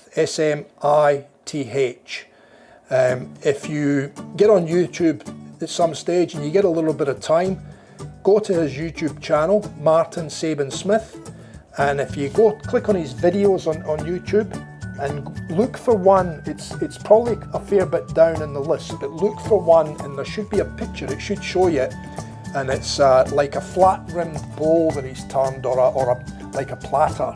And what he's done is he's taken a section like what I've just shown you here with a steampunk, and he's made a kind of rough edged shape on the edge of a bowl, and in the bowl he's done the pyrography for the steampunk, for the cogs. And when you see this bowl finished and you see how he does it, he does all the shading in it, so it all looks really three-dimensional, and it's in the edge of a bowl on a flat edge bowl, and you should see it, it's just absolutely inspirational. So coming back to it, they're the kind of things that you can do with pyrography. It's only limited by your imagination, to be honest. Like I said, now you look at these textures. I mean, they look pretty ordinary when you see them like this, but when you see them on an item and you see it finished or glossed over, or a bit of colour dropped in it, especially like this one here, it's unbelievable what you can do. So can you imagine a shaving brush and just a plain ordinary old piece of timber, and you do some pyrography like that on it? That brush is going to look incredible, and it's going to have such a tactile feel to it. And you can still put a clear gloss over it, or you can leave it like that. It won't ever come off once you've brushed it. But you could drop a little bit of colour in that, and then seal over with a clear, whether it be a matte or a satin or a glossy finish, and that would look absolutely fantastic on a shaving brush handle, I reckon. It wouldn't look like wood, but the finish that you could put on, texture, tactile feel, it just takes your woodworking to another level, and just rather than it looking like a plain old piece of wood, it can look quite different and unique, What else was I going to show you? Oh, I'm going to put that other nib in, and we'll just have a little play with that other one, just so you can see the different things. And the good thing about this is, if you buy the little, you can buy, like for the razor tip, it's a Canadian product. It's made in Canada, the razor tip. Like I said, I had a fella make this locally here in Australia for me. So much better than this one, but this is ideal for somebody that's sitting at a desk doing pyrography day in, day out. But again, I think once you get good at it, you want the speed in it as well. You don't want the tip cooling down on you part way through. But a lot of people use them. They are very popular. You can buy little packs like this. So that's like a little plastic test tube thing. And in this particular one, it has 1, 2, 3, 4, 5, 6, 7. There's about 8 different tips in that, but that might end up costing you like $30 or $40. So, you look at these here, some have got more tips in them, some have got less tips in them, but you're paying, that's a lot of money, even just sitting there, that's a lot of money in nibs, So the other thing you can do with these types of burners, just to save cost, is you can actually buy the wire, and you can buy the wire in different gauges as well. I've got some different gauges here. I'll hold it up close to the camera, you might be able to see the gauges. I think there's 3. I think there might be 3 different sizes there in the wires, if I can get my hand in the right direction. So yeah, so you can buy the wire, you can buy it in rolls as well, and this can just be bent. You can bend that into shape with long nose pliers or normal pliers, or you can bend it round a piece of dowel or anything like that, and you can actually make your own nibs as well. So the one that I've done with the if you look at that one where I done the barbed wire, that was nibs that we had made. So, you know, the cost of the wire is all it costs you and your time to make them. And you can get very creative because you can make all different types and different shapes in nibs, you know. So I'm going to put another nib in now, which is another one that we made. And it's nothing flash, it's just to show you different ideas and what you can do. Like I said, you don't have to spend a lot of money to get into a lot of this stuff. You can, you know, once you've got the unit, you can make nibs yourself, you know. So I'm just going to put this one in now.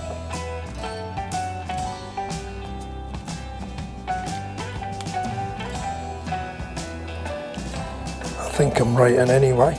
Yep. The ball nibs you can't SAM, obviously, well you could, but you'd need to be able to somehow weld or attach the ball to the wire either side. So if you had, you know, a little welder you could, but the ball ones are a little bit different made. But most of the other ones, I mean even the flat ones, all you got to do is put them on a steel vise and just tap it with a hammer and you'll flatten them out. I mean all the other ones there could be quite easily made. The only ones that you wouldn't be able to make would be the ball one. But there is other nibs that are, you know, every bit as good as the ball one. Like for examples, this one here can be used as a writing nib as well. So, you know, you have that little hollow shape down and you use the tip of that just to write with. So you can make other nibs that will do the same job as the ball. The only thing that you would struggle with there is to do that texture with the ball like I done on that piece there, this one here. You would struggle to do that if you didn't have a ball. Okay. So in that case, you would buy the balls and you would buy all your other nibs yourself and save yourself a bit of money, you know. And that's what a lot of people do. Because when you've got all these different hobbies, it does get very, very costly. So, so you look at ways where you can save a little bit of money, you know. So this one here is a homemade nib, as you can see. And it's got a little spiral on it. It's sort of like a 6, I guess you could say, or a 9 if you hold it up the other way. And I'm just going to get this just over halfway. You can see it's already starting to glow. So this is what I was saying about the power in this unit as opposed to this one. Totally different, you know. So we've got a couple of different things there. I'll just grab another piece of sample wood that I got out earlier just so that we could have a ply. So now if I just touch that, you can see I've got a 6 or a 9 or whatever you want to call it. I'm going to do it a little bit differently here now.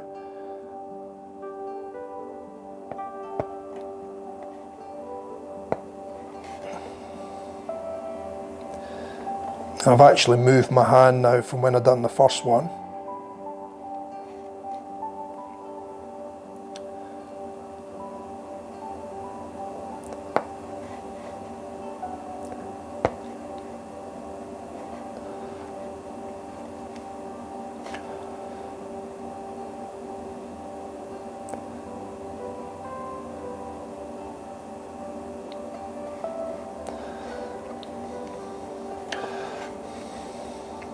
So you can see what I'm doing. I'm turning the nib around,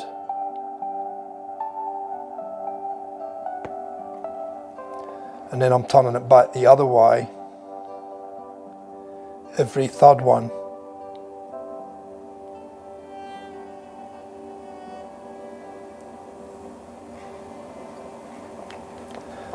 And I've gone off slightly there, but it doesn't matter. I mean, it's just to show you the different things that you can do, really. So now I'm just going to turn it back that way.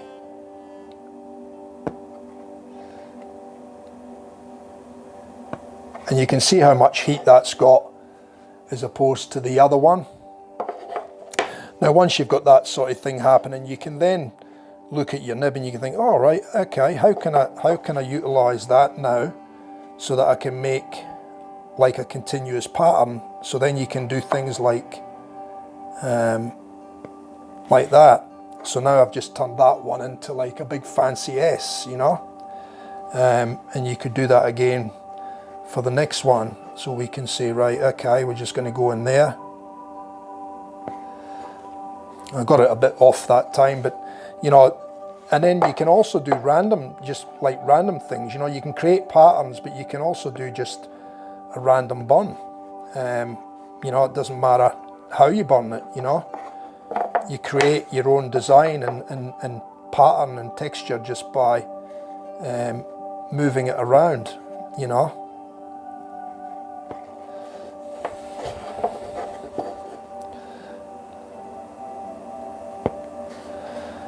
And you can see how much more heat this one's got in it than the other one.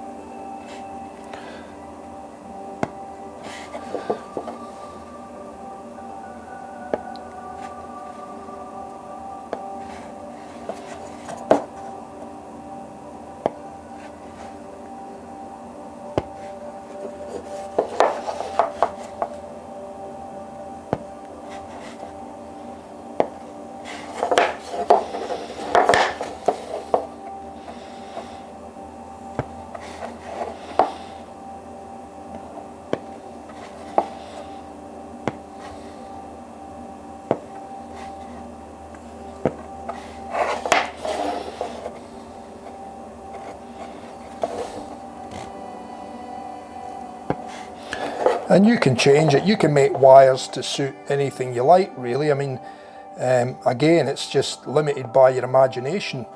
You know, you could get really creative with your wire making your nibs. You could get really creative with that and really come up with some really nice, interesting stuff, you know.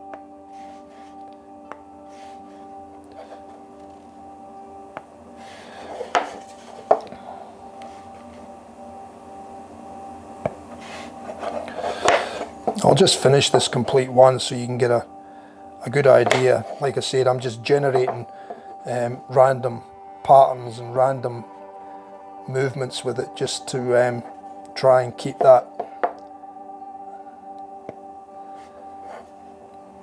whole concept moving, you know.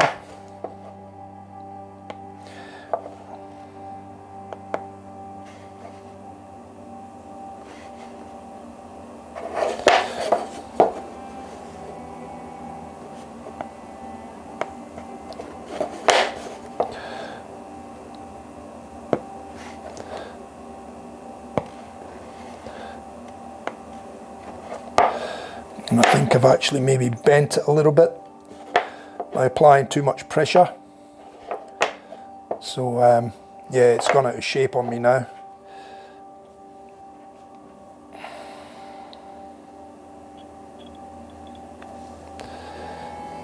Nearly back.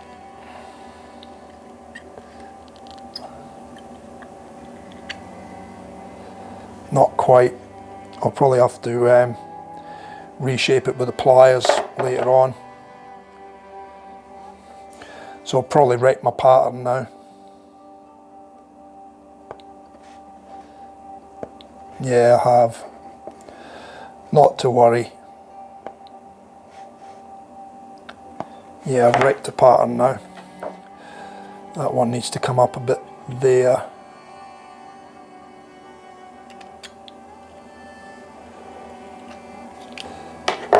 See how we go. That's it. got it back.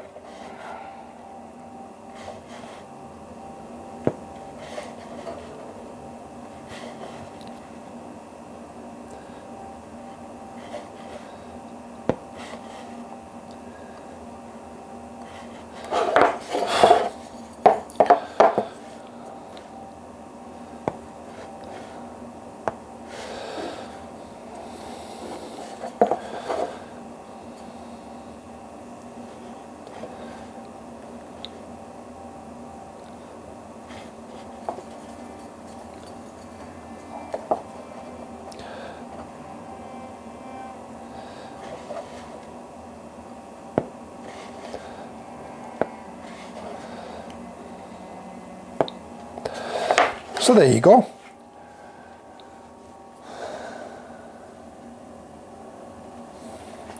So again, that's just, you know, g'day Bram, how are you, buddy? So again, it's just showing you different, like what you can do. You don't have to be an expert at using a pyrography pen. All you've got to do is just, you know, play with it. Be a little bit creative. I'm just going to turn that one down now and turn that off. I'll have to just flatten that out with a pair of flat pliers later on, but that's all good. I was pressing a little bit harder on it than I probably should have been. The idea is to let the tips do the burning for you, and if it's not quite burning in how you want it to, you can increase the power a little bit. In the case of this one though, the power was actually probably too much, and it was softening up the wire, so when I was pressing on it, it was causing the wire to move and bend, you know. So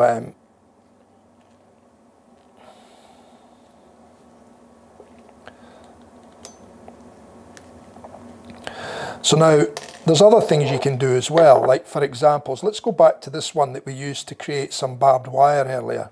Okay, and I'll put that one back in.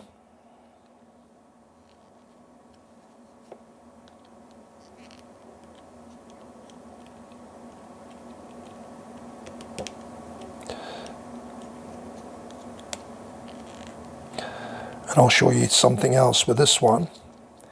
So again, it's just, like I said, it's thinking outside the box a lot of the time with what you're doing.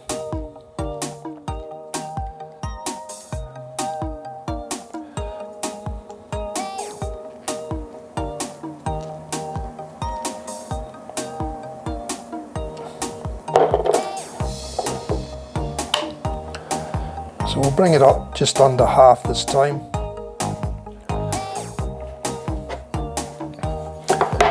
And I'll just turn that block over.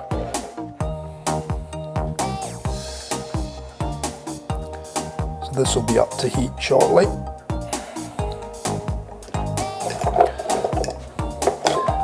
Unless I haven't got the connection correct.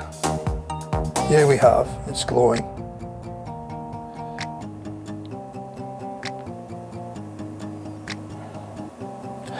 Okay, so what I'm going to do now is I'm just going to put, let's say we go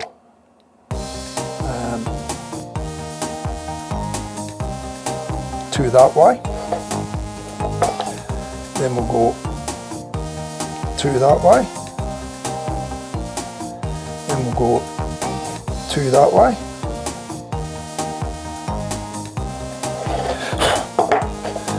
then we'll go 2 that way, then we'll go that way,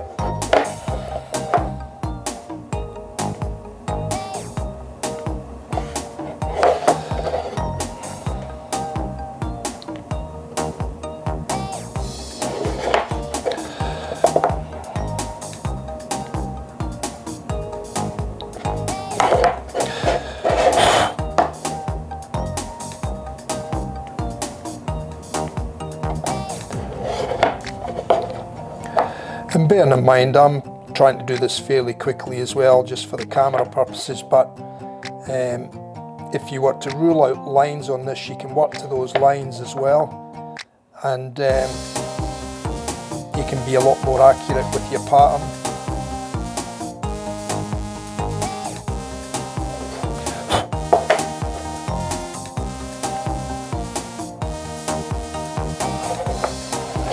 You probably won't see too much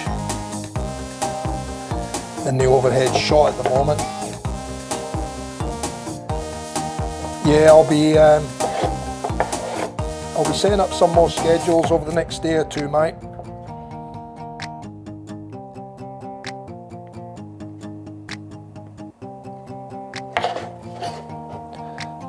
Some scheduled videos.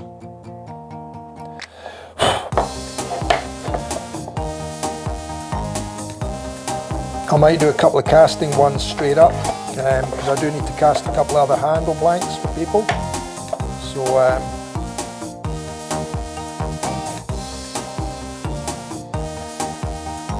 may lock them in for the first or second live next.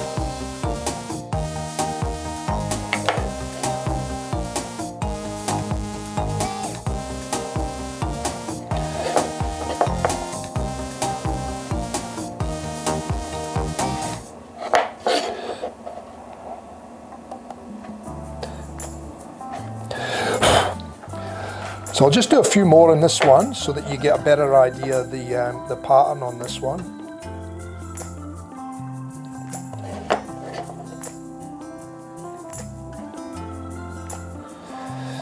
And how it looks over a slightly larger area. I'm starting to space them out a little bit too much now.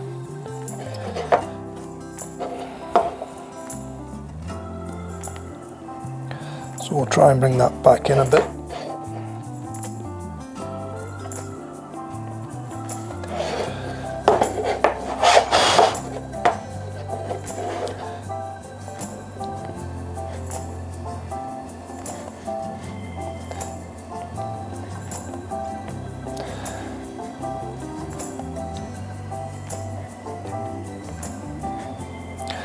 No, no rest, mate, no rest. We'll keep going.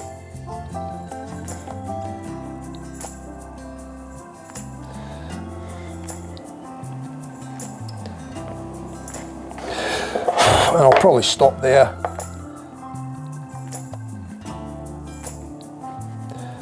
And I'll let you see this texture.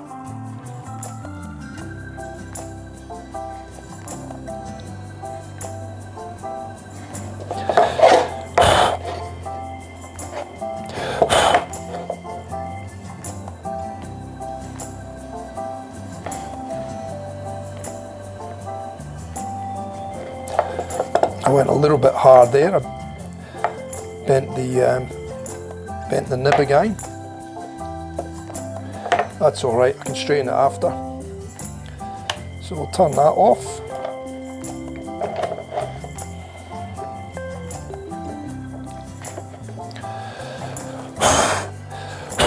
So I'll give that a little touch up with the brass wire brush.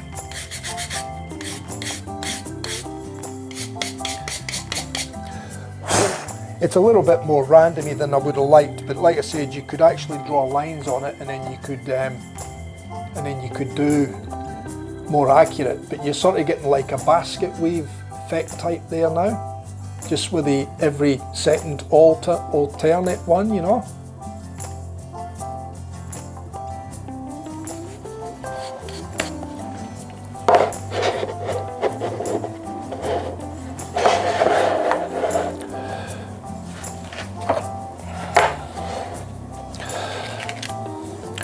So there's what we have.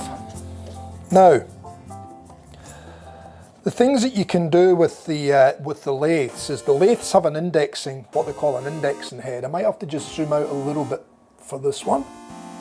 That's as far as I can zoom out, so I don't know if you can quite see that. Well, you should be able to just see that. You might not be able to see it, but there's a little knob here which is on a spring.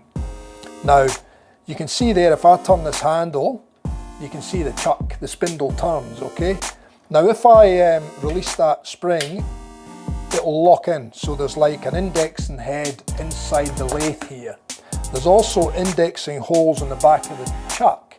And if you make yourself up a little device, you can lock into those holes and it will give you 24 On this particular one it gives you 24, I think, yeah, 24 indexing holes on here.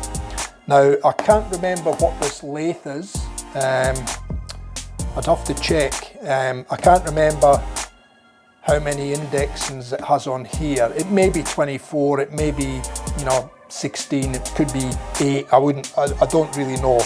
But anyway, what that does is when that pin locks in, it sort of locks the head in place, right, the spindle, so the spindle can no longer move. So if I was to put that handle on there, this is just a little mock-up, like I said, prototype shape that I done when I was doing the P&C limited edition handles. So if I just sit that on there now, and I expand that chuck out to hold that there, that should spin reasonably on centre there. Now, normally I would bring my tool rest up close to the piece, and I can use the tool rest as a guide to mark a line on there. But I can't do that here at the moment. So now if I just lock that into a position there, so what I've done is I've got a little stick made up that I cut earlier. Just a little stick here that I can use. And what I've done was I've cut that to be on the centre of the spindle. So if I just hold my pencil on top of that little block there and I put a line in there, okay, and then I release the spring, move it, and then let it lock into the next one. And that takes me around another position. And these are calculated positions, right? And I'm only showing you some of the things that you can do with these types of things, you know? So if I now turn that another one, now I can put another line on there, centre of the spindle. And if I move that again a little bit, it locks in again. If I keep doing that, I'll eventually work my way around the handle. And you'll see that these marks will be even all the way around just by using that indexing head. Now you can create different combinations by not going every hole, and say you might pick every second hole on the indexing head.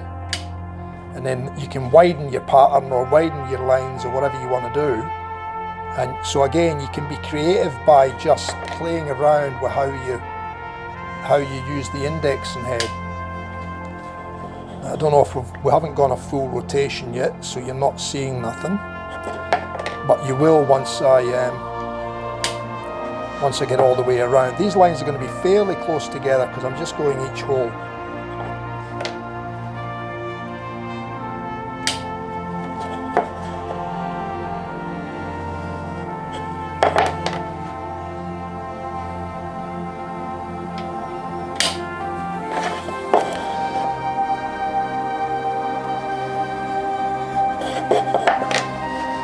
So Grey Dog will know what I'm doing here, but this is for the other guys in the stream that maybe never used a lathe or didn't know about it. And this is how you can position your flutes and get them accurate and evenly spaced around the handle.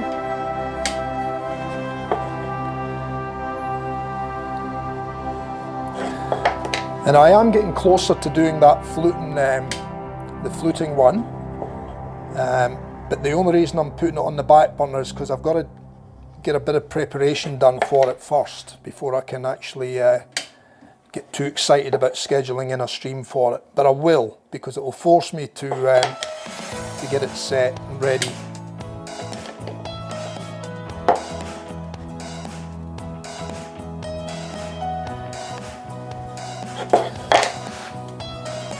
So now we're starting to see the previous lines that are put on there.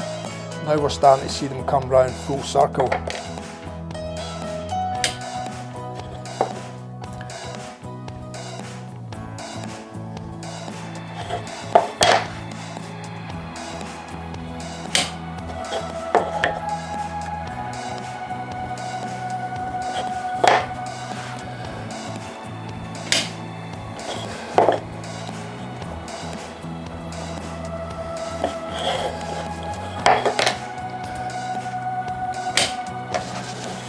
So you can see the lines coming into the picture now in that overhead shot.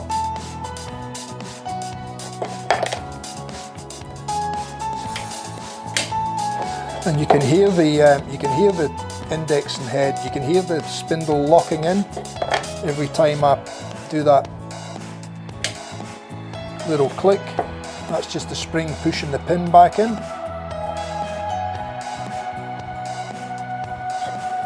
And then we've got one more to do, and that's us going all the way around that handle.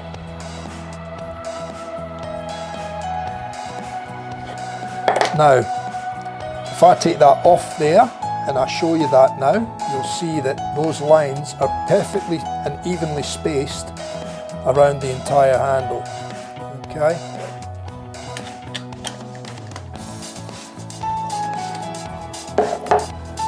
So if I show you that now, so you can see those lines there, you can see how they're perfectly spaced,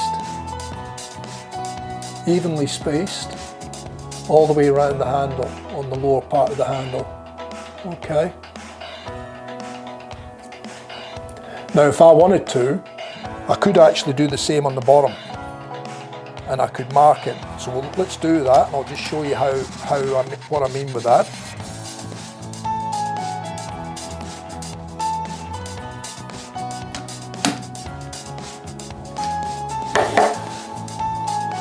So I'm going to use the index and head again to lock the head off. And what I'm going to do this time is I'm going to take a line all the way across like that.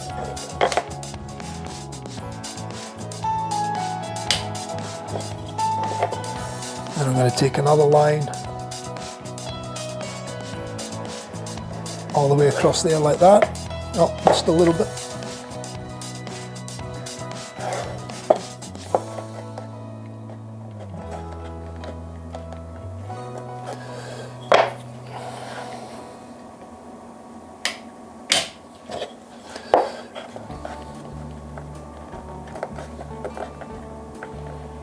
I'm just doing this very roughly. I'd have a better setup than this if I was doing this on a proper handle, fellas, but I'm just doing this to basically show you the technique that can be used. Oh, I've just gone the wrong way. So one more, that'll do us.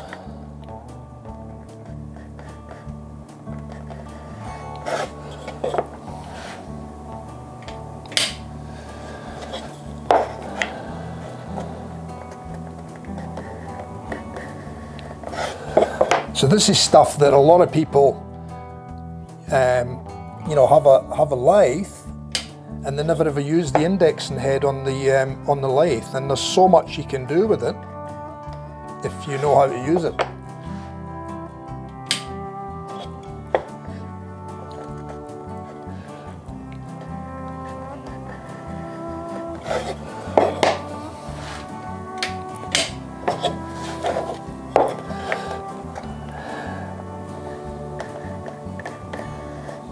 And the only reason I'm showing you this is because this can aid in what you're doing with the pyrography as well. So what I'm doing here is I'm tying all this in together now.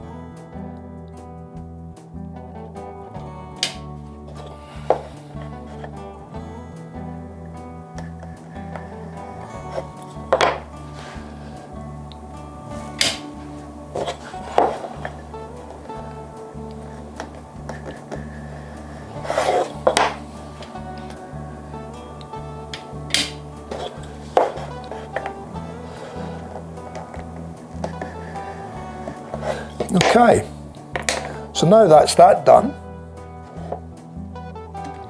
Now if I take that off there again now,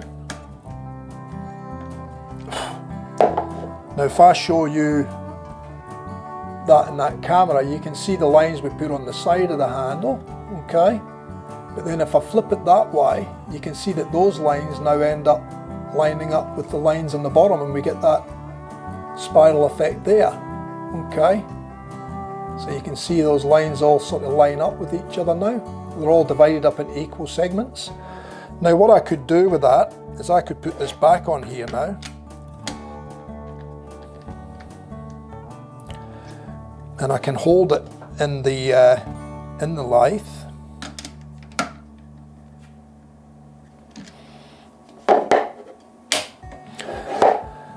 And if I put a different nib in here now,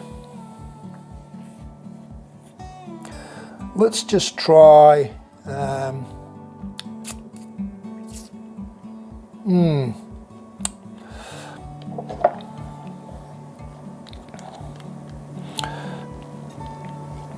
Now this is me experimenting, fellas, so don't feel that I know what I'm doing here, because I don't. I know what I'm doing there, but what I'm saying as far as doing a little burning on this now, I don't really know what I'm doing. So you'll just have to bear with me, and we'll have to just cross our fingers and hope for the best that I can get a little bit of something happening here. But it doesn't matter, because the it's only a trial piece. It's not something that I'm going to turn into a handle and try and flog off to someone. So it's only just to have a play and let you see the kind of things you can do.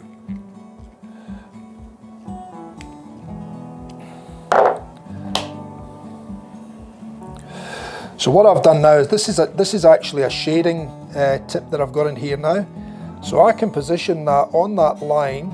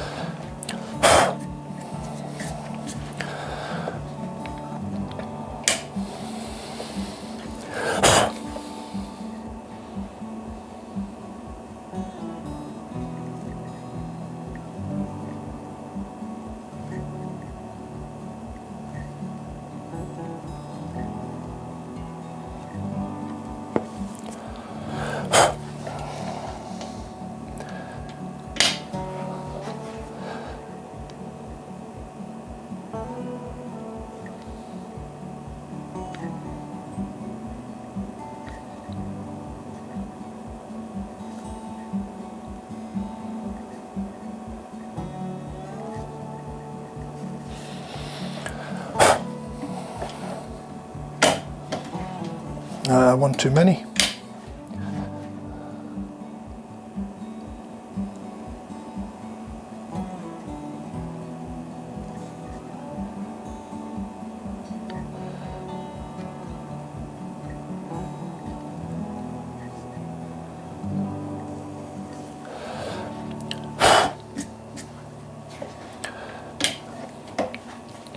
And bear in mind, this timber is just a piece of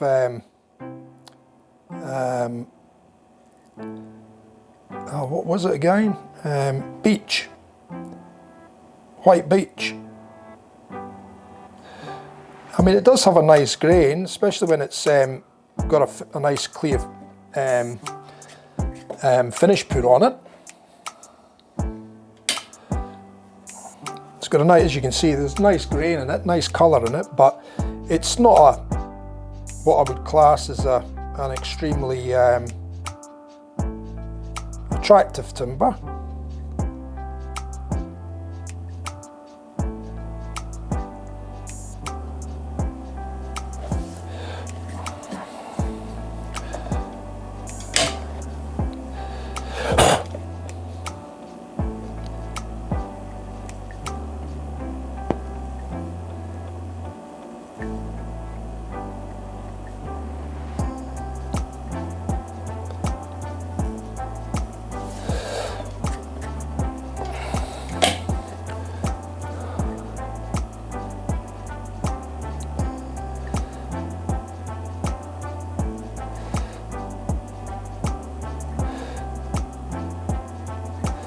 And you can see by having the lines on there you're actually able to keep the straight lines, you know, because you've got something to work to, as opposed to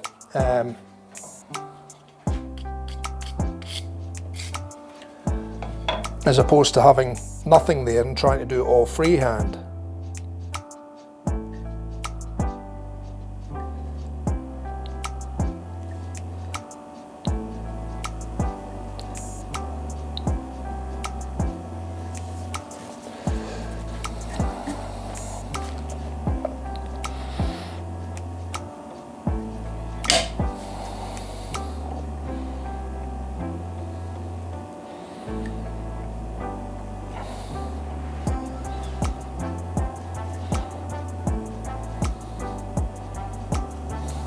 And again, this is just to show you, just an example of what you can do with pyrography.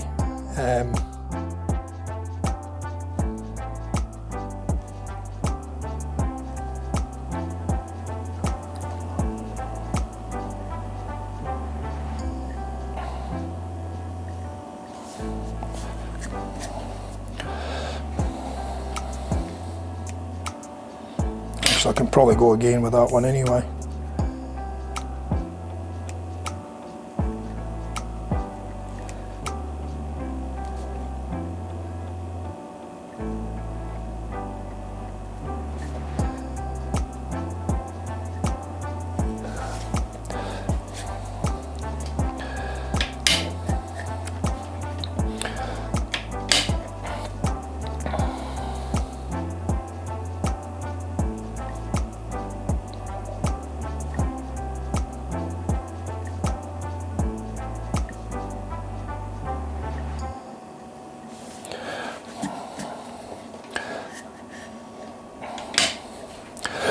And this is actually burning into the wood, so we're actually getting small grooves formed where this one's what they call a skew tip, and it can be used for cutting or burn cutting into the wood, but you can also use it for shading if you play around with the temperature. And what I'm doing here is I'm actually using it to burn and cut at the same time into the grind on those lines. So if I run my hand around that, I can actually feel the grooves in it.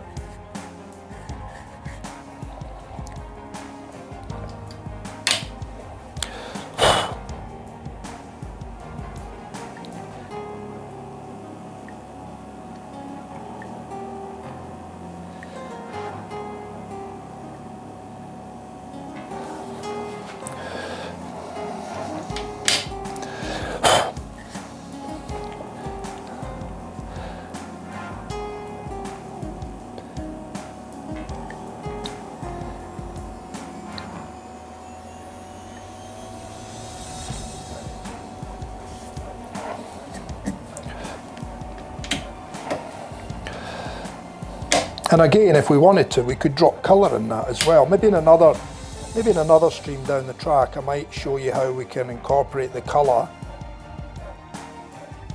in with pyrography.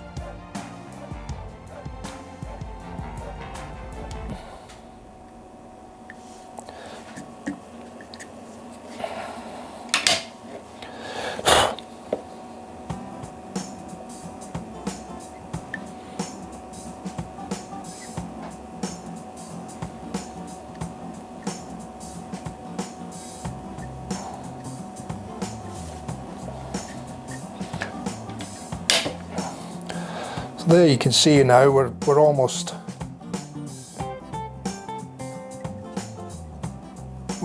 round. Another 3 or 4.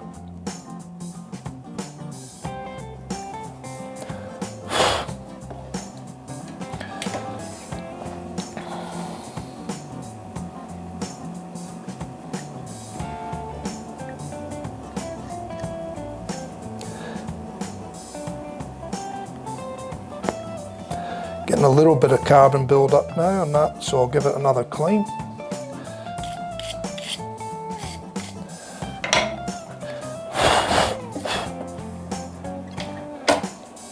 Probably one too many.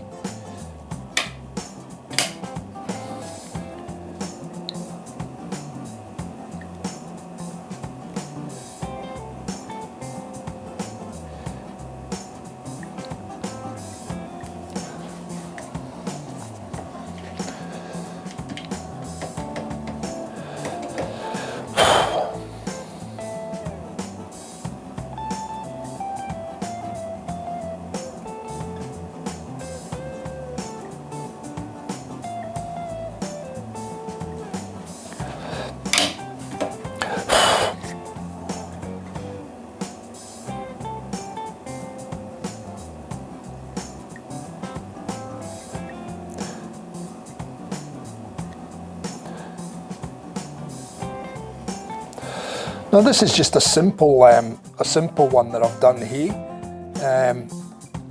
I mean, you could get really complex with it. I mean, you could go and texture every second one now, so that you had light and dark. We might even do that. Have we got time? Oh, we're 2 hours and 20 minutes. We might call it quits at that, I think, fellas. Rather as keep yous for a late stream again. But what we could do is we could come back to this at another stage and we could have another final bit of a play with it. The other thing that we could do, just if I don't burn my fingers, I can disengage. Oh, the lathe's not on, I don't think. I don't think I've got power. Let me just see if I can get power here without blowing anything.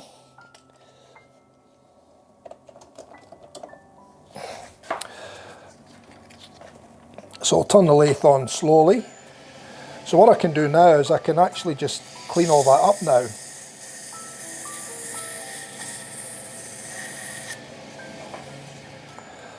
We can have a look.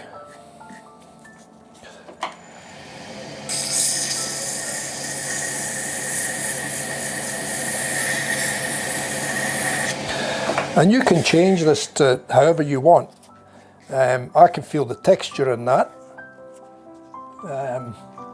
You know, it's got nice grip round it now. You can actually feel the grooves that have been burnt into the timber. And I'm getting, because we've burnt the timber, I'm getting a lot of, you can see the sandpaper's clogging up, because we're getting a lot of the oil or, you know, whatever it is that comes out of the timber when it gets burnt.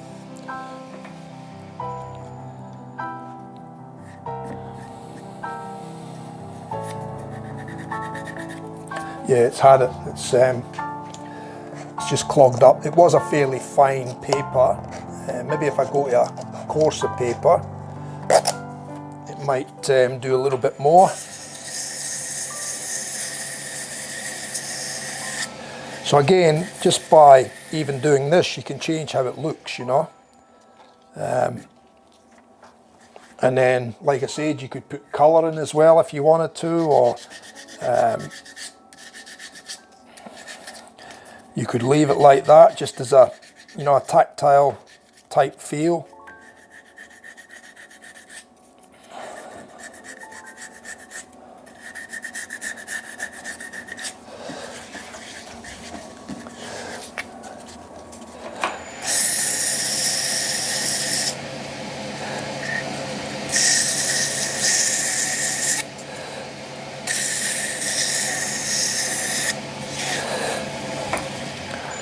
We could do the same on the bottom, and then we'd, you know, if we'd done the same on the bottom, then we'd get that star effect, because the centre point is where they all meet. So yeah, I mean, it's just, like I said, it's amazing what you can do with just, you know, little things just to enhance them, you know.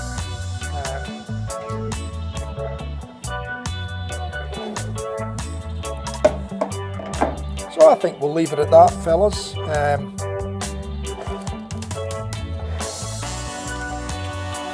I think that's covered a little bit about pyrography, a little bit more for you to sort of understand and take in and think about. And like I said, it's amazing what you can do with a little bit of artistry and creative ideas, and you know, you could take something that looks fairly ordinary and make it look something different.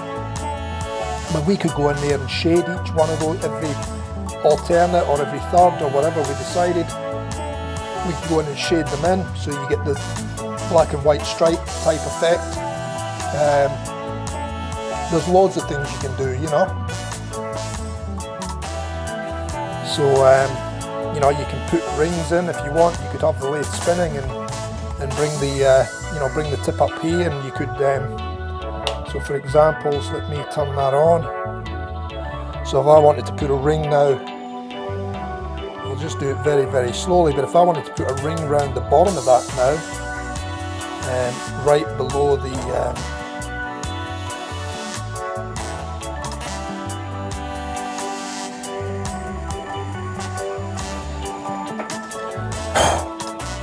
I don't think it likes it moving like that.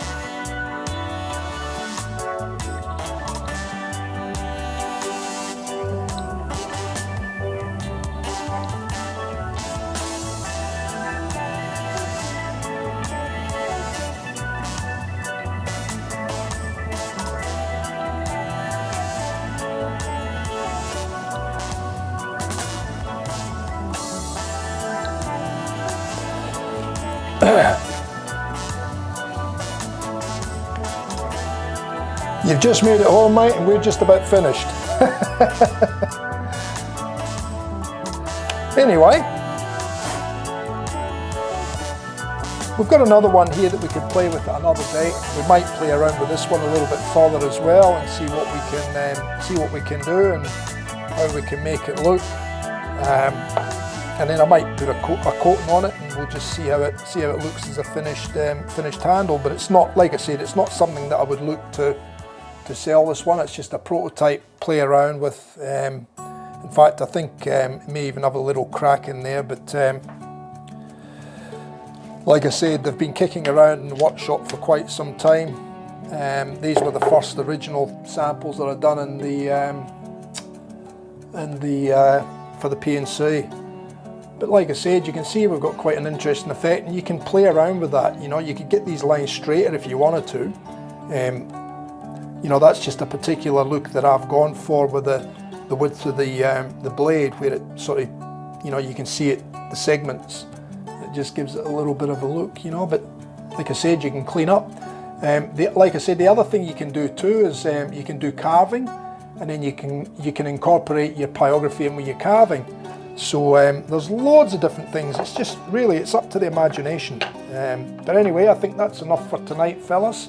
I haven't put any more subscribe things up tonight. It's been a fairly cruisy, relaxed stream tonight.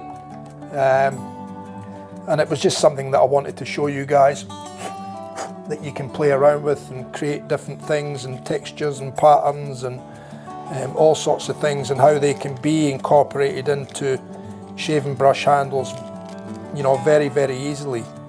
I think I saw Grey Dog there saying before that he's got a pyrography set now, or just got one or something. I'll read back through later, but yeah, it's amazing what you can play around with, you know, and come up with different things, you know. You can see how that one has marked on the bottom. You know, so like I said, it stars out from the centre because that's where all the points meet, and that would be quite nice pyrography on the bottom as well, you know. And then put a finish on that and it totally changes it again. So anyway, fellas, I think that's about me for tonight. I think, like I said, I hope that I've gave you a little bit of an insight into pyrography and how it can be used and the kind of things that you can do, and a few pointers with the tips and you know, that sort of thing. Controlling temperature, the speed that you move the tips across the timber can depend on how dark or how light it can be when you're shading and stuff like that. So yeah, it's all good stuff, aye. Just a pity I don't get more time to play around with that kind of stuff, but anyway, it's all good. So once again, fellas, thank yous for coming into the stream again. You'll see on the end screen I've changed the Sunday now to a Saturday morning. just to see how it goes for a little while. If we don't get many viewers on a Saturday morning, then I'll change it back. We'll go back to a Sunday or whatever.